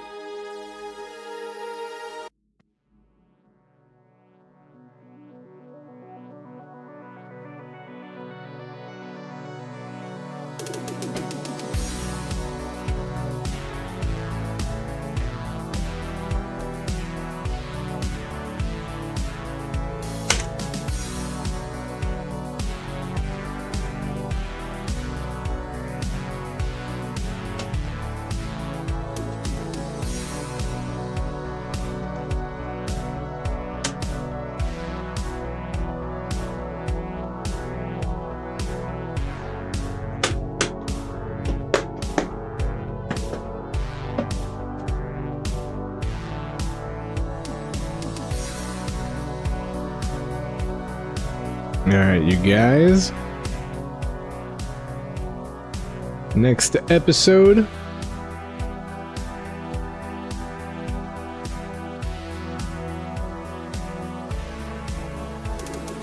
Episode 6 of Season 2, Stargate Atlantis. Find it on Amazon Prime. Meet me at 5 seconds. When we get to 5 seconds, we'll count to 3 and we'll press play.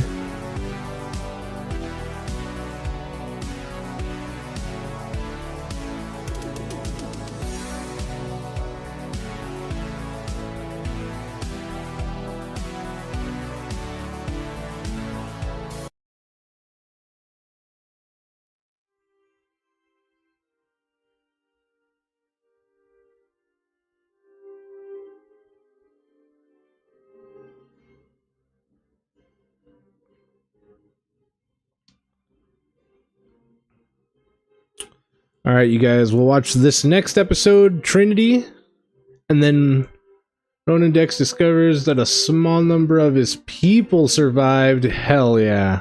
Whoops. Well, we pressed play all, but we'll fix it here in a little bit. All right. Oh.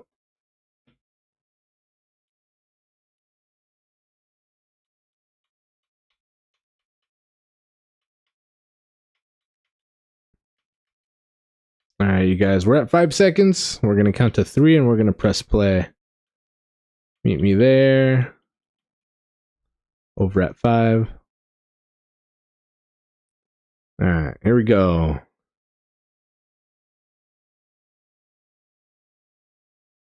1, 2, 3.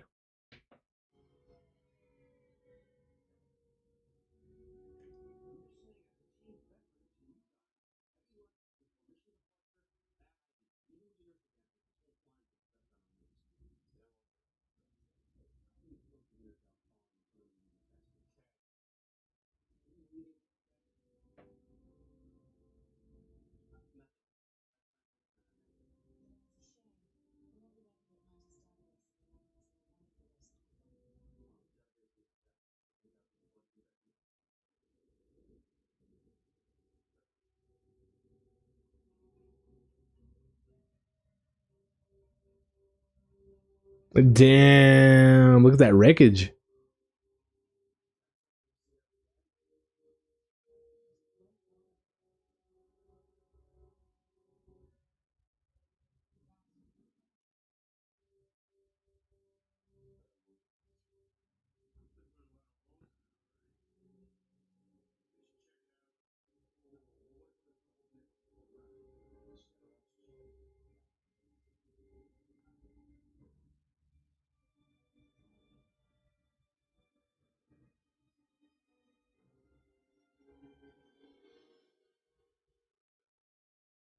Damn, look at that city, dude. Well, city it was.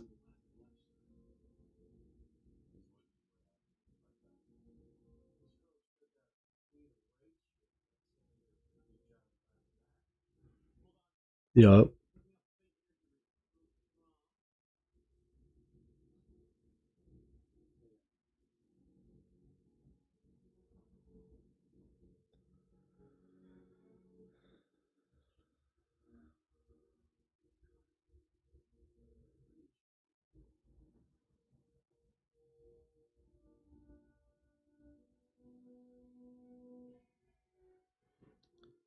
Damn. So this was an ancient city, ancient planet, planet of the ancients. No wonder they put up a good fight. Those are the motherfuzzing ancients.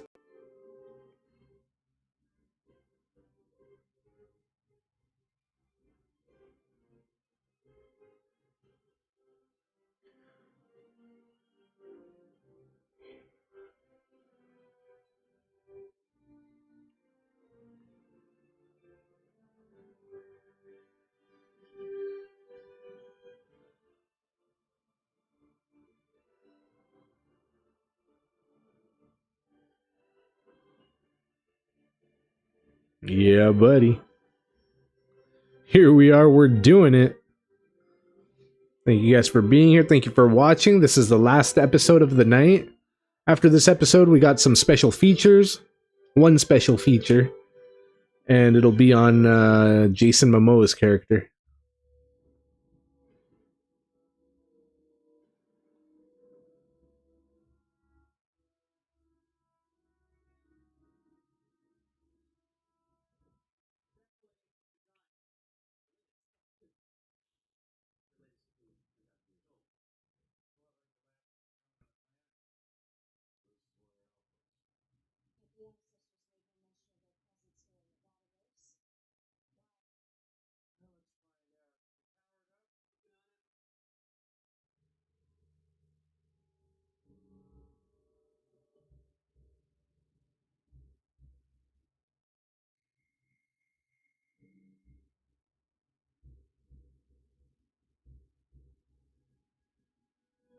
Yeah.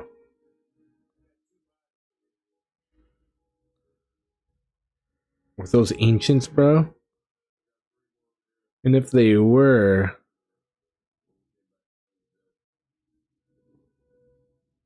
wouldn't they be just dust by now?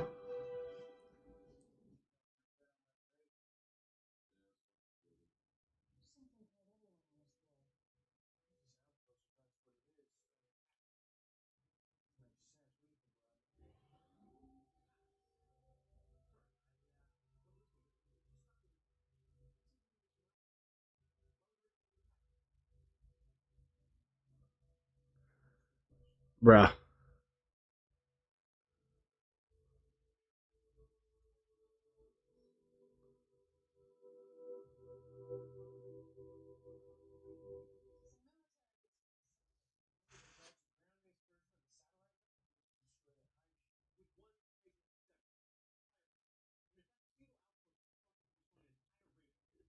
Yeah.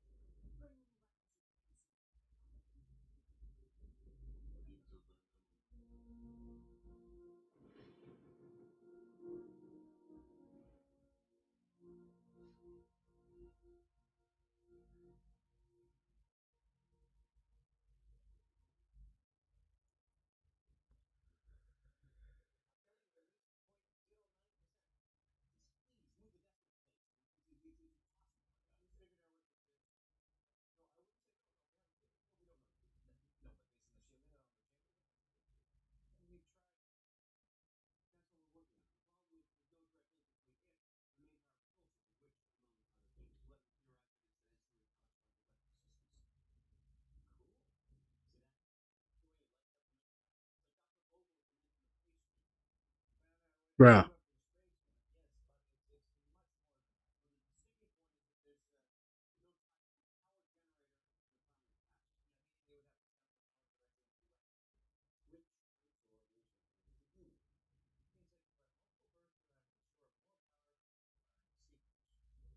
Damn.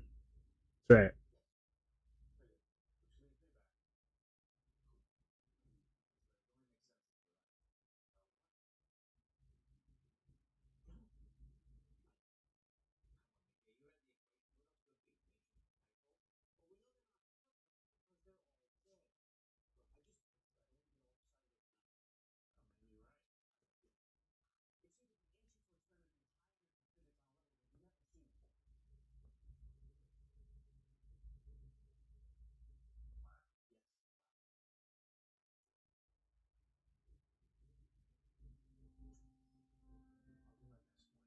Bro.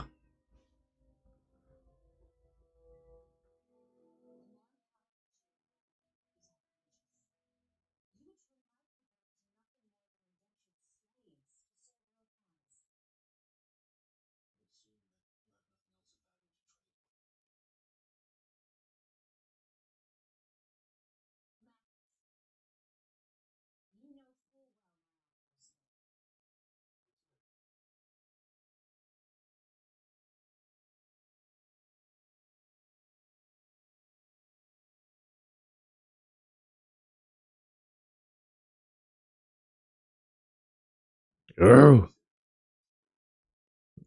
Yeah, Ronin.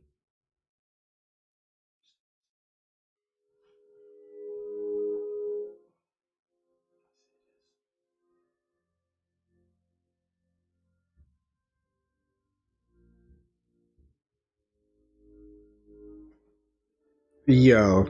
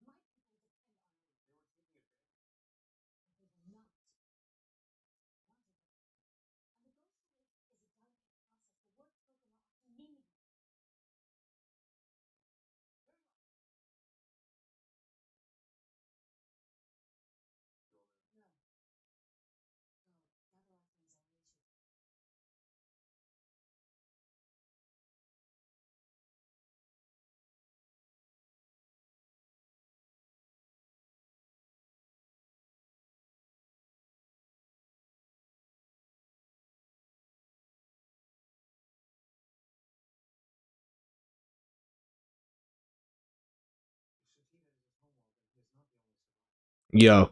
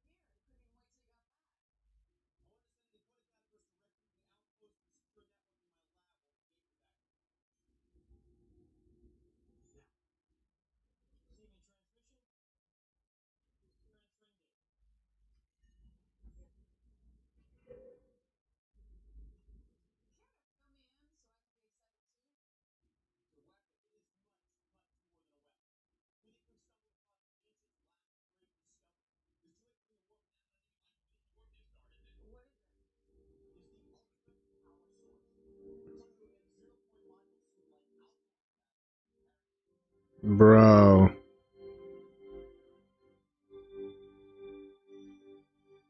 No way.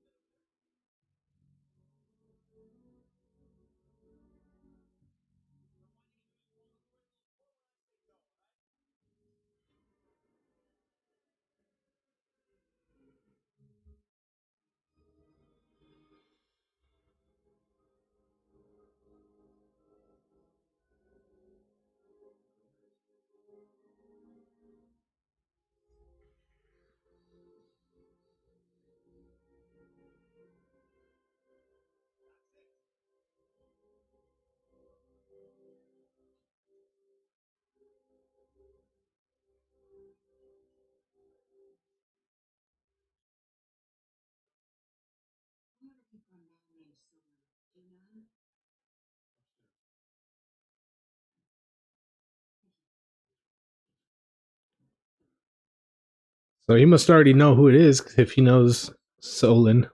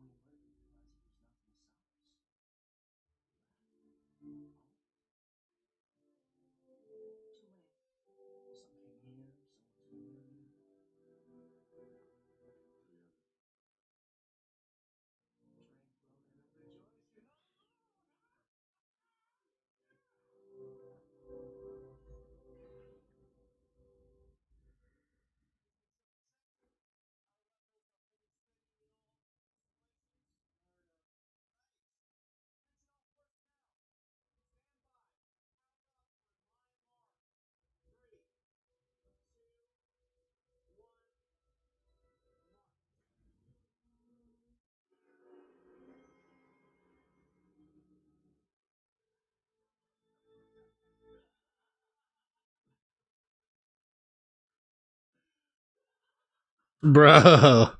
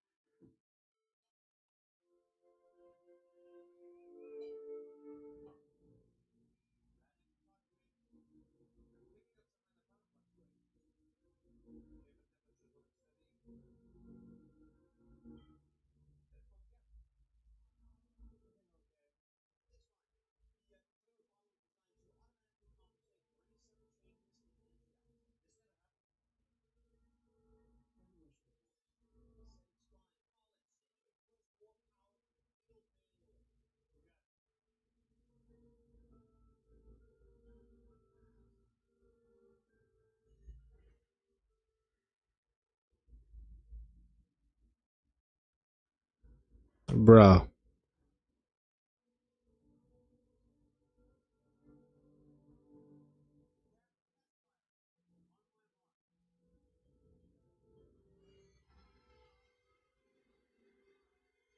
Bro.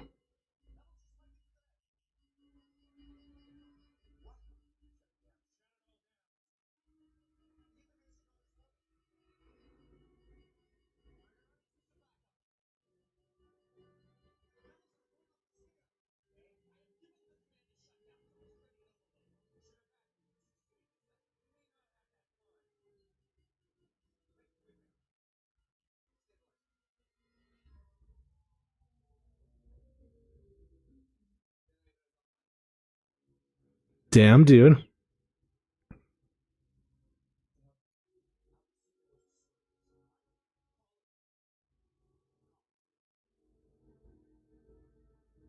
Bro.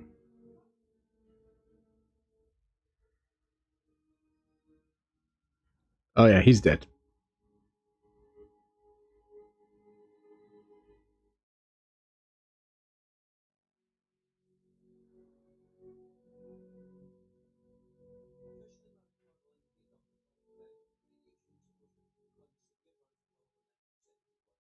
Bro.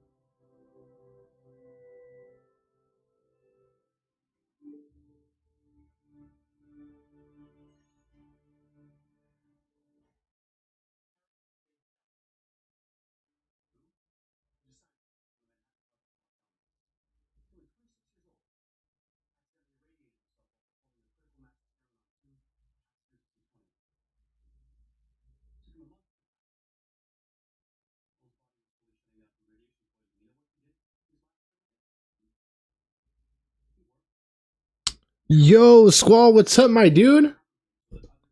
Welcome, welcome. Thank you for stopping through. Thank you for hanging out. I'm doing all right, bro. We're doing all right. We're chilling. We're watching a little bit of our Stargate show. This is the last episode of the night, and then we're gonna catch a quick special feature after this that you'll be able to see and hear, because I can show those and not get in trouble. And then call it a night. But so far, so good, man. How's your week been so far? Did you get any streaming in today?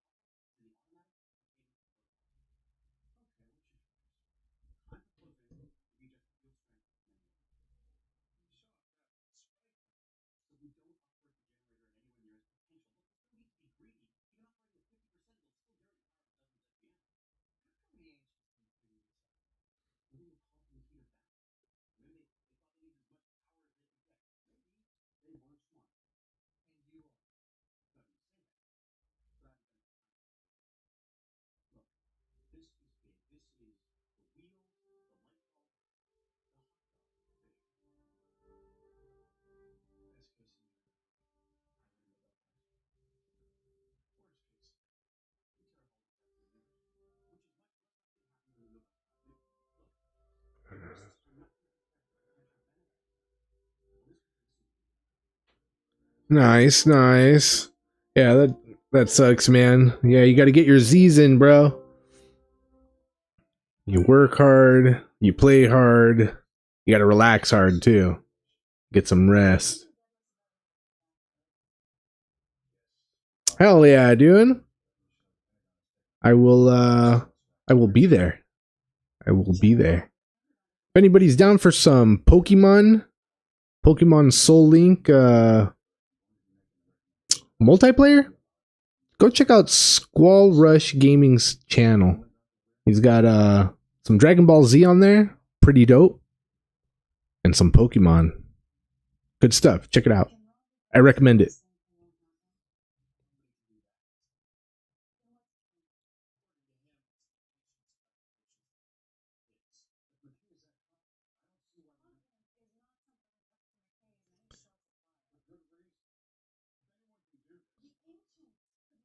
Yeah, dude, I definitely hear you.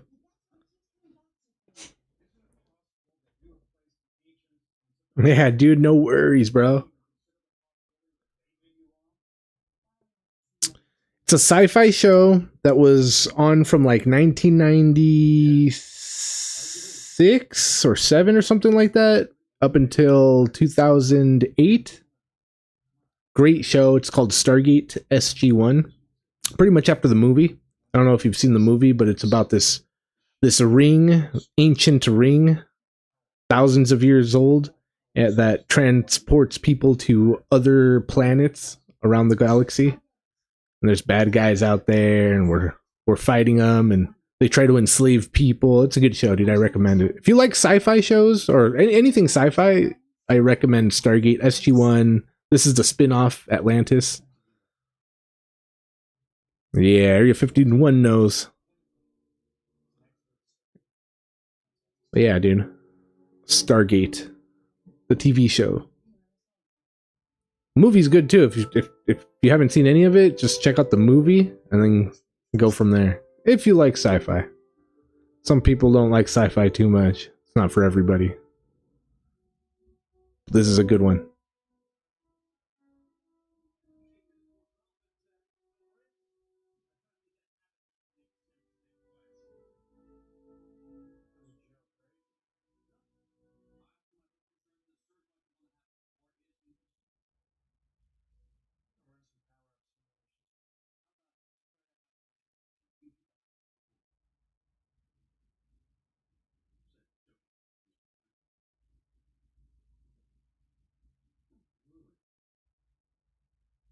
If you like mythology too, there's a bunch of mythology in this show.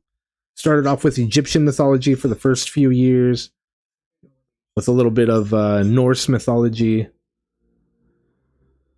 then gets into like Eastern dynasties, and it's got a bunch of stuff. It's good.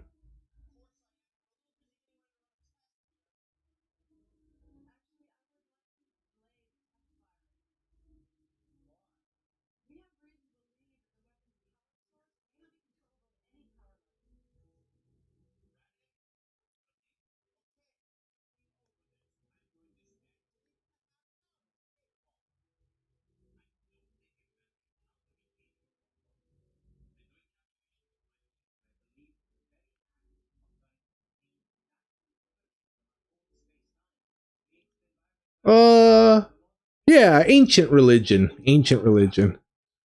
like the sun god Ra, Apophis, god of the moon, serpent god of the night, like those Egyptian gods, Thor, Heimdall, all those guys. It's really fun, dude. It's interesting, and they've sewed it together really well. Like the mythology's pretty good. It's pretty much aliens have been around since the beginning of humans, and what we used to call gods back in the day were just these aliens posing as gods. But they're still around now. They just leave Earth alone. But now Earth has found a way to get to them, and now we're all kind of just hanging out, chilling.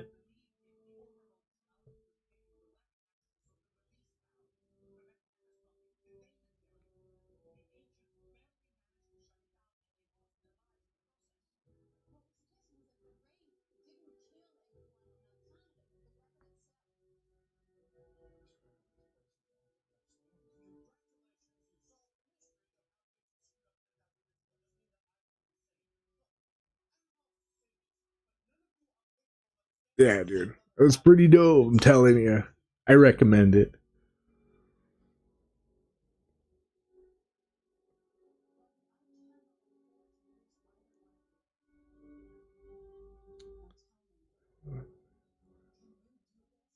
Yeah, pretty much.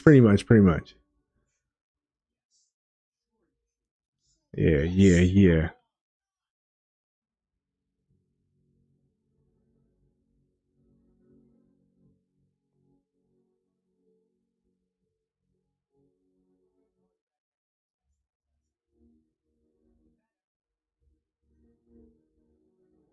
Yeah, you might even be able to find like a good like a summary like YouTube video that summarizes the show of like what it is and what it's about. It'll do a better justice than I'm doing right now. All I can say is that it's badass and watch it. Anytime I become friends with anybody, ever since maybe junior high to high school to now, all my ex-girlfriends, I make them all watch this. All my friends, I tell them, bro, just watch this with me. And that's why we're streaming it, because all my friends and buddies need to check this out. I recommend it.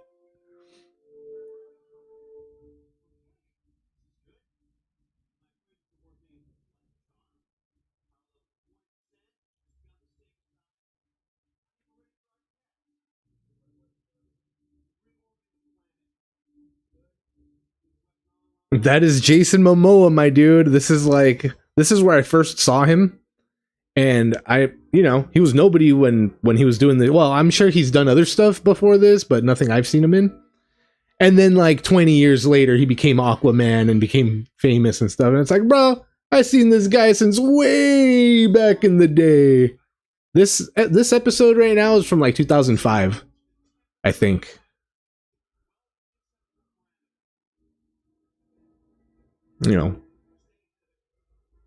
Crazy. It's wild. But yeah, young Jason Momoa. If they pop him back up on the screen, I'll take this screen off so you can see him a little better. But yeah, that's him, dude.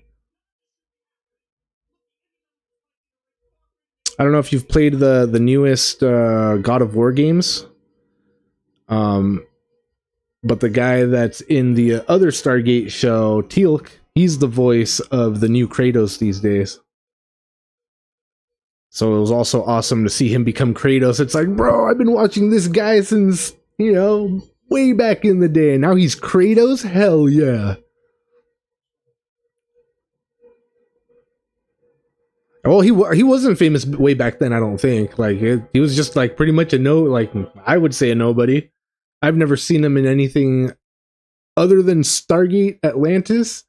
And then when he came out in movies, like 10 years ago. Oh, there he is. Oh, I guess we're just going to get a pass-by shot of him. They'll show him right now. He's an alien from a different planet.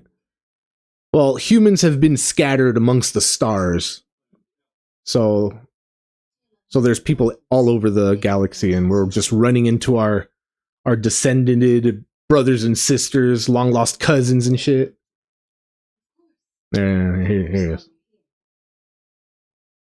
There he is, Jason Momoa, Aquaman from another galaxy. Oh, get him! Fuck yeah. Yeah. He doesn't take no shit from nobody in this show either.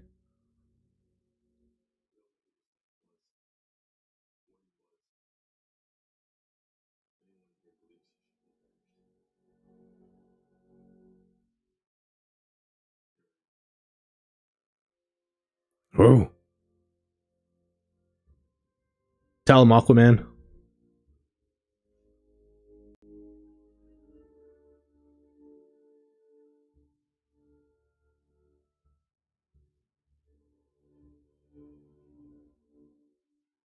Yeah, and he's like one of the main characters. There's like 4 main characters of this show, so he's in pretty much every episode for 4 seasons.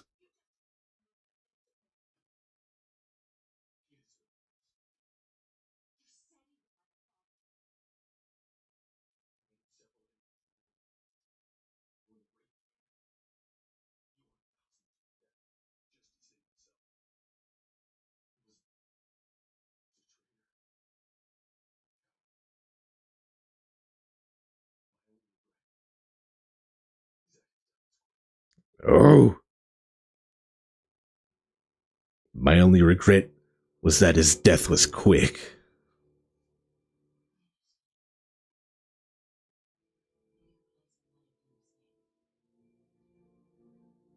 Yeah, dude, we don't like traitors around here.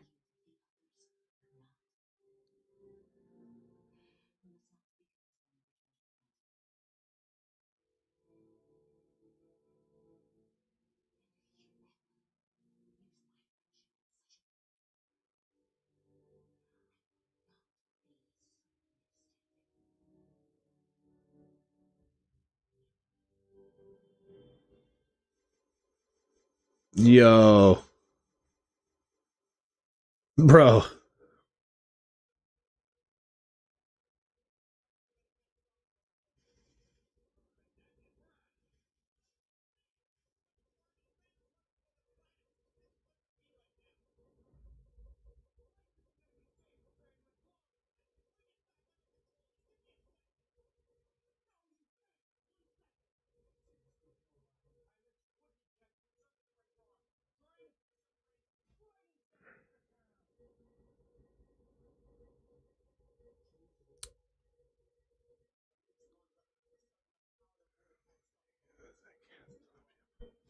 Cat zombie apocalyptic anime. If you touch a cat, you become a cat. What? Is it good though, or is it like kind of dumb? Like, I don't know. That sounds like it could be all right, but it sounds like it could be more dumb than anything. Like Sharknado. That was probably the dumbest thing I've ever seen in my life. Yeah.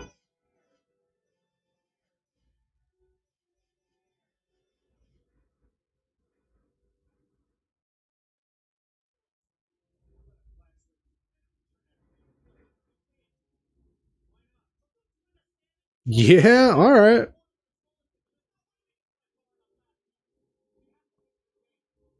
Hmm. Is it like eerie or like dark at all? Or is it kind of like something you would watch with your wife or girlfriend?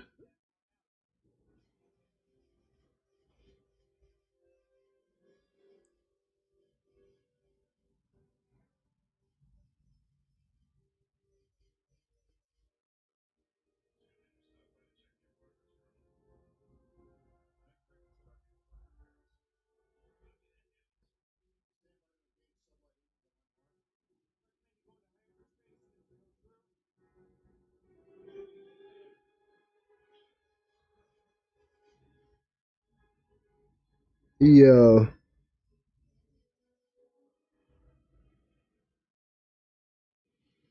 Damn. So much for that place.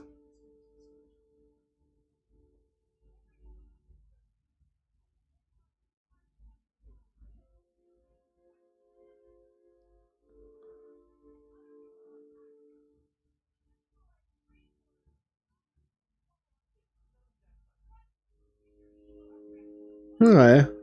Maybe we'll check it out sometime on one of our Monday cartoon anime days.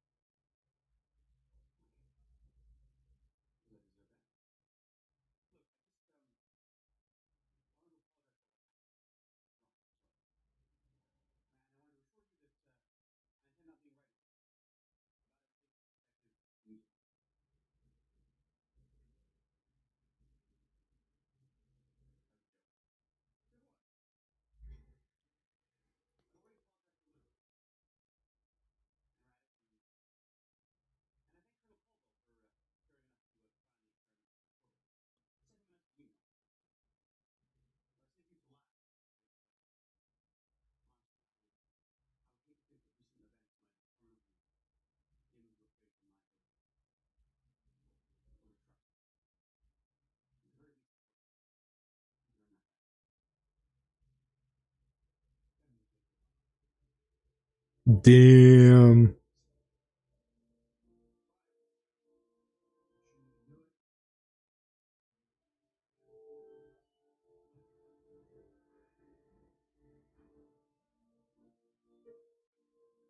Damn, you guys. I'm not mad.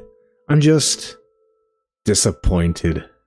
Woo! There it was, you guys. That was the end. End of the EP.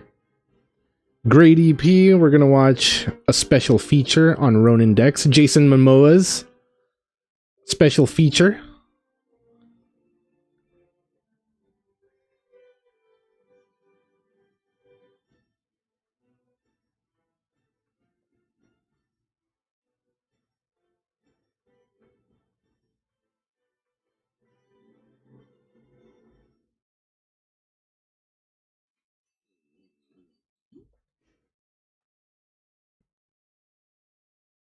Here it is. Elizabeth, you've got to see this guy in action. He is an incredible shot. None of my guys could beat him in a fight, and he's ex-military. Yeah. The Superman punch. You're not just being charitable. No, I'm not. And I think he'd make a great addition to my team. We don't know anything about him. Hell yeah, dude. Well, yeah, maybe we'll check it out then.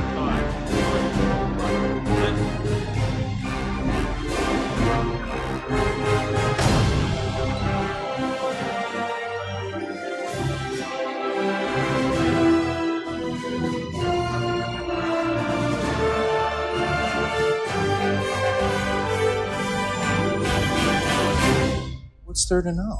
Well, anything would be helpful. Brad and I actually disagreed initially about what Ronin's character should be.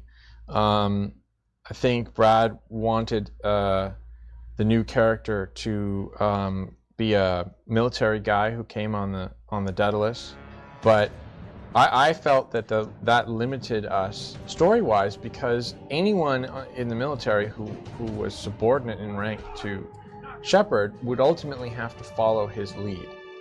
Without knocking Rainbow Sun Franks and his performance of Ford, which was great, I think that we recognized his contributions to the team were not as significant as we would have, liked that characters to be.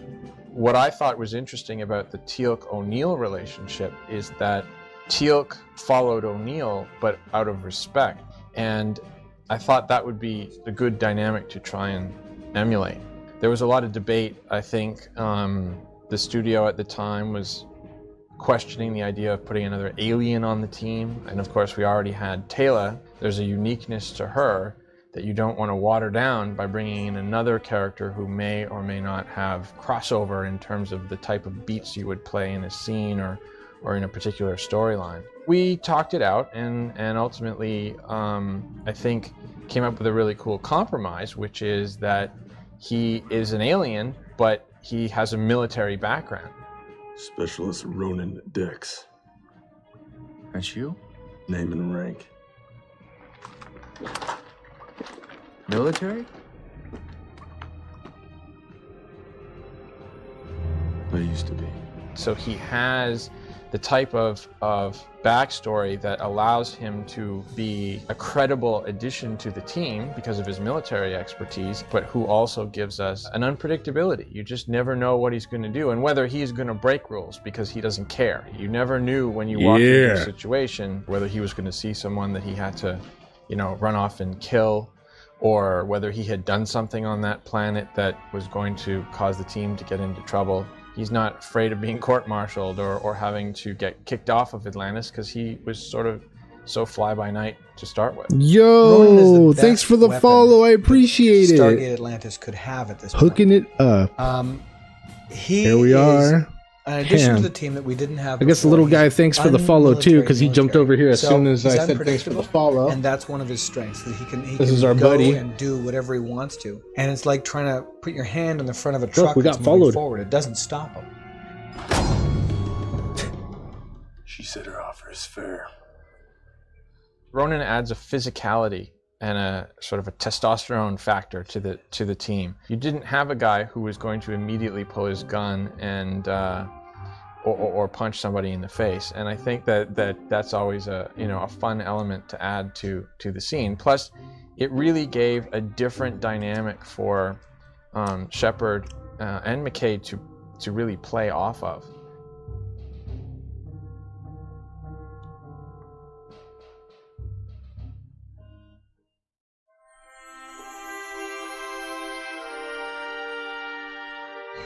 Ronan Dex, when we meet him, has been 7 years fighting Wraith on his own, by himself.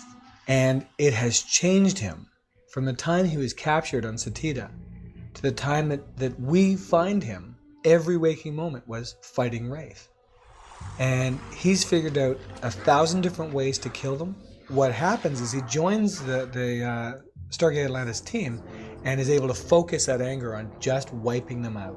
When I read the script, I hadn't seen Stargate. I really don't have a TV and I don't watch a lot of TV, but what I first loved about it is that being that I'm Hawaiian, not white at all, dreadlocks, I'm never gonna play in a Western. I'm never gonna be doing gunslinging.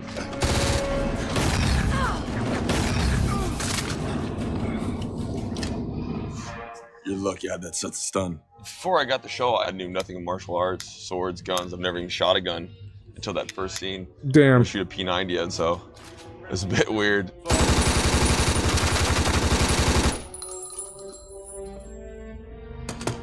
Hey. He's got the big gun. He's got 1 million knives that we don't even know where they're hidden. Bro. When you watch The Hive, and there's a line, you're gonna have trouble getting through an airport. You have a hell of a time going through airports. He has weapons hidden all over him, all the time. And the fact that he had to be alone, he hasn't been with anybody for 7 years. In Runner, there's a line, I once had a real meal at a village near the Stargate. The next day I came back and they were wiped out. And that has to change you. His knowledge of the Wraith is a huge thing. We haven't really exploited it in season 2 yet, but we will. What do you got? Fresh tracks. It's him. Like I've always said that he's very primal. He just goes off of his instincts. I just relate him to like a wolf, you know? Doesn't really think, he just reacts. And I think the team kind of trains him not to be such a killer. And if you ever use my friendship in such a way again, I will not be so understanding. Oh.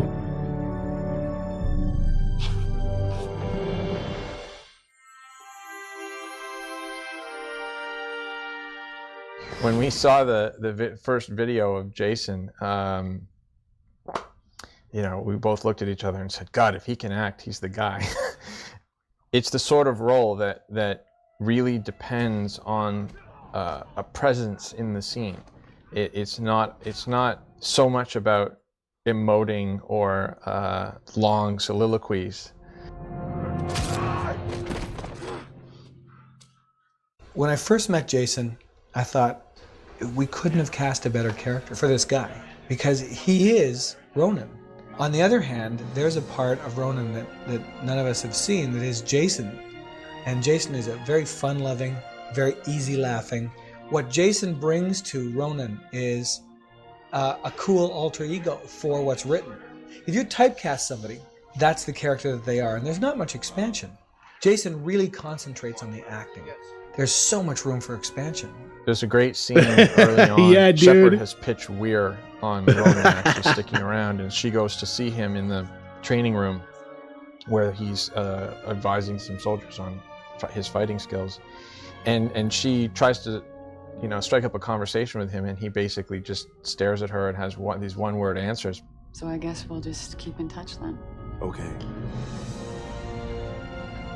Okay. It's a great silent performance. It takes real skill for an actor to actually come across well in that type of scene. And he does it beautifully, and it's that wonderfully tough, dry sense of humor that I love, and that is a lot of fun to write for. That's it. One Wraith in the forest. Yes. I'm done by morning. One of the first scenes I shot with Jason was in the cave, and he came in, and his size is overwhelming because you see him walk in and he's all dressed like a bear, and I changed the way I was going to shoot it. But as soon as I saw him in costume, I thought, I have to shoot this a certain way so that I don't really know what kind of man it is. It was really weird because I was supposed to, when I was coming in, we had about a week off before I got here, and the schedule got pushed ahead of time, so I landed at about 4. Saw my outfit at 6 o'clock, and it's like football pads made out of stingray and leather and bolts and like claws on my hands, and it was just like, I mean, completely jumped right into the character. I had ideas what I was kind of going to play in my head, and I was, you know, talking to wardrobe what I might wear, and these ladies were amazing. Like the stuff I put on, it just threw me right into the character. They covered me in mud next day at 6 a.m., 25 pounds of armor, guns like that big, swords, like, I mean, I was thrown right into it, but it helped a lot. I mean, I'm sitting in a cave. I mean, it wasn't really hard to act. From the first moment in the first scene where he kind of turned around and was this, you know, mud-covered, dreadlocked, predator-esque looking guy, it was like, wow, he's perfect. He's scary. He's got the voice. He's someone you wanted in the foxhole beside you, or when he says lines like, "I want to live, stay behind me." You believe it and you get behind him because you just take one look at him and realize he's right. He has the size, he's got the strength, he has this growl in his personality that is so cool. Ronan, you need to trust us. I do. That's why he's here and you're still alive. I get to work, Doc. No, I think it definitely adds an aspect to that the first season didn't have. I mean, all the different characters, I mean, all our characters are completely different, and I think that's what was missing. Someone that was just total gung-ho. Jason just brings a flair to what he does that is, you know, unlike, I think, anyone else on television. He does this move where he jumps up and kind of punches down as he's in the midair. And Superman punch. And then there was a show we were just shooting recently called Michael, where he comes in and grabs a guy and literally slams him up against the wall. You know, it's just great to see that sort of thing. Bro. Keep your hands off her. Ronan, we were sparring as part of his physical therapy. Let him go. Now! One of the interesting things about Ronan is that he plays the strength of James Bamford. Our stunt coordinator, Bam Bam, has a unique ability to be able to make a fight out of anything. And now he has a fighter that he can do that with. So when you take the stunt coordinator's real strength and you take the actor's real strength and you put them together, we're going to have way better fights. The fight in Runner is one of the better fights we've done on both series, and that's to our stunt coordinator Bam Bam's credit as well. It's, I'm sure, a privilege for him to be able to do things that he knows are going to come off better than expected on screen as well.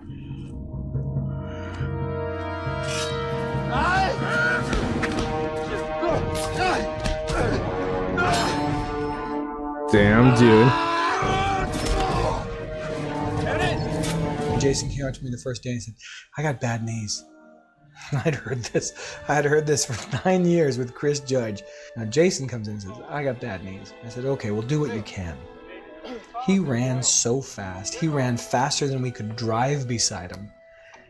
When he's running away from the Wraith, the camera follows him. He gets shot in the leg. He goes down on one knee, gets back up, and Ford is standing there. Ford is about to shoot him. Ronan gets zapped by the Wraith from behind. He goes down. Ford shoots the Wraith, walks away. The shot ends on Ronan's back, and he gets up, and he runs for about 100 yards further in, knocking trees over and splashing through bogs and crushing everything. And I thought, I couldn't do that. Jason is impressive in the way that he's physical.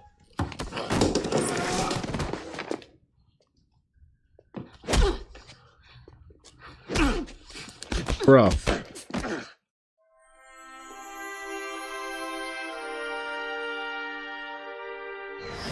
For sure, we will be getting into Ronan's, you know, history a little more. Maybe visit some planets he's visited, and he has quite a detailed past. His planet was involved in a battle with the Wraith, and we haven't really explored much about him. He's been sort of the, you know, tall, dark, and mysterious type so far, and it would be great to really get into his backstory a little bit more. We all know who this man was, what he was. If anyone here believes he should be avenged, here I am. Yeah, I mean, I'm loving what's on the action, and I think that'll always be there. But as far as acting went, I mean, I'd like to explore, you know, what happened on Satita. Like, did he leave a fiance behind? Something that cuts to the core. more of him than just constantly just reacting, or maybe seeing him fall for once. To see his, see his weaknesses would be nice. He's got some just great moments that make you happy he's around. I can't say anything but nice things about Jason because he could kick my ass. So. Yeah, so the stunts on the show, it's just awesome. I've been training with our stunt coordinator, James Bamford, and it's really great because I'll make up all these moves and stuff like that, and he'll show up to set and we'll just kind of put the people in place, and so I kind of get to do my own blocking. It's pretty cool. So I mean, what do you think? It's pretty much right? Do my own blocking. Bro. Yo. Hell yeah, you guys. W's all around. Well, that was it. That was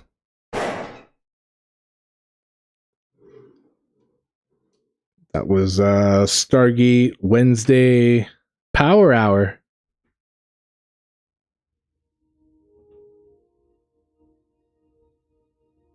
Hold on, I don't want the other episode to start. All right, there it is. All right, you guys. Well, that was it. We'll be back tomorrow for some gaming. Friday for some movies. Weekend, not so much. Monday, cartoons, anime. Tuesday, 40K themed things. And then next Wednesday, back to the Stargate. Thank you guys for hanging out. Thank you for watching. This was the Stargate Watch Party. We just watched the special feature right now at the end. We started off the stream with a special feature, and then we cut our 4 episodes. But thank you to everybody that was here, that hung out, that watched it with us, that chilled it. Area 51, my dude, thank you for being here. Zonex, my guy, thank you for stopping through. Francois, thank you for being here. Thank you for watching. Ghost Rider, thank you for stopping through. Max the Crab, the robot crab. Bella Truth, thank you for being here. Thank you for watching. Lurkers, I appreciate you. Thank you for being here. Thank you for watching. Squall Rush, my guy, I appreciate your time. Thank you for stopping by. And any new subscribers, followers, all that jazz, I appreciate you guys. Since you guys didn't say anything in the chat, I'm gonna keep you anonymous, but thank you for the follow. I know your name popped up right there, but if you don't speak on your own volition, I'm not gonna call you out like that. But we'll be back. We'll be doing it. Thank you guys for being here. Thank you for watching. And we'll catch you here hopefully tomorrow with some stuff. Peace.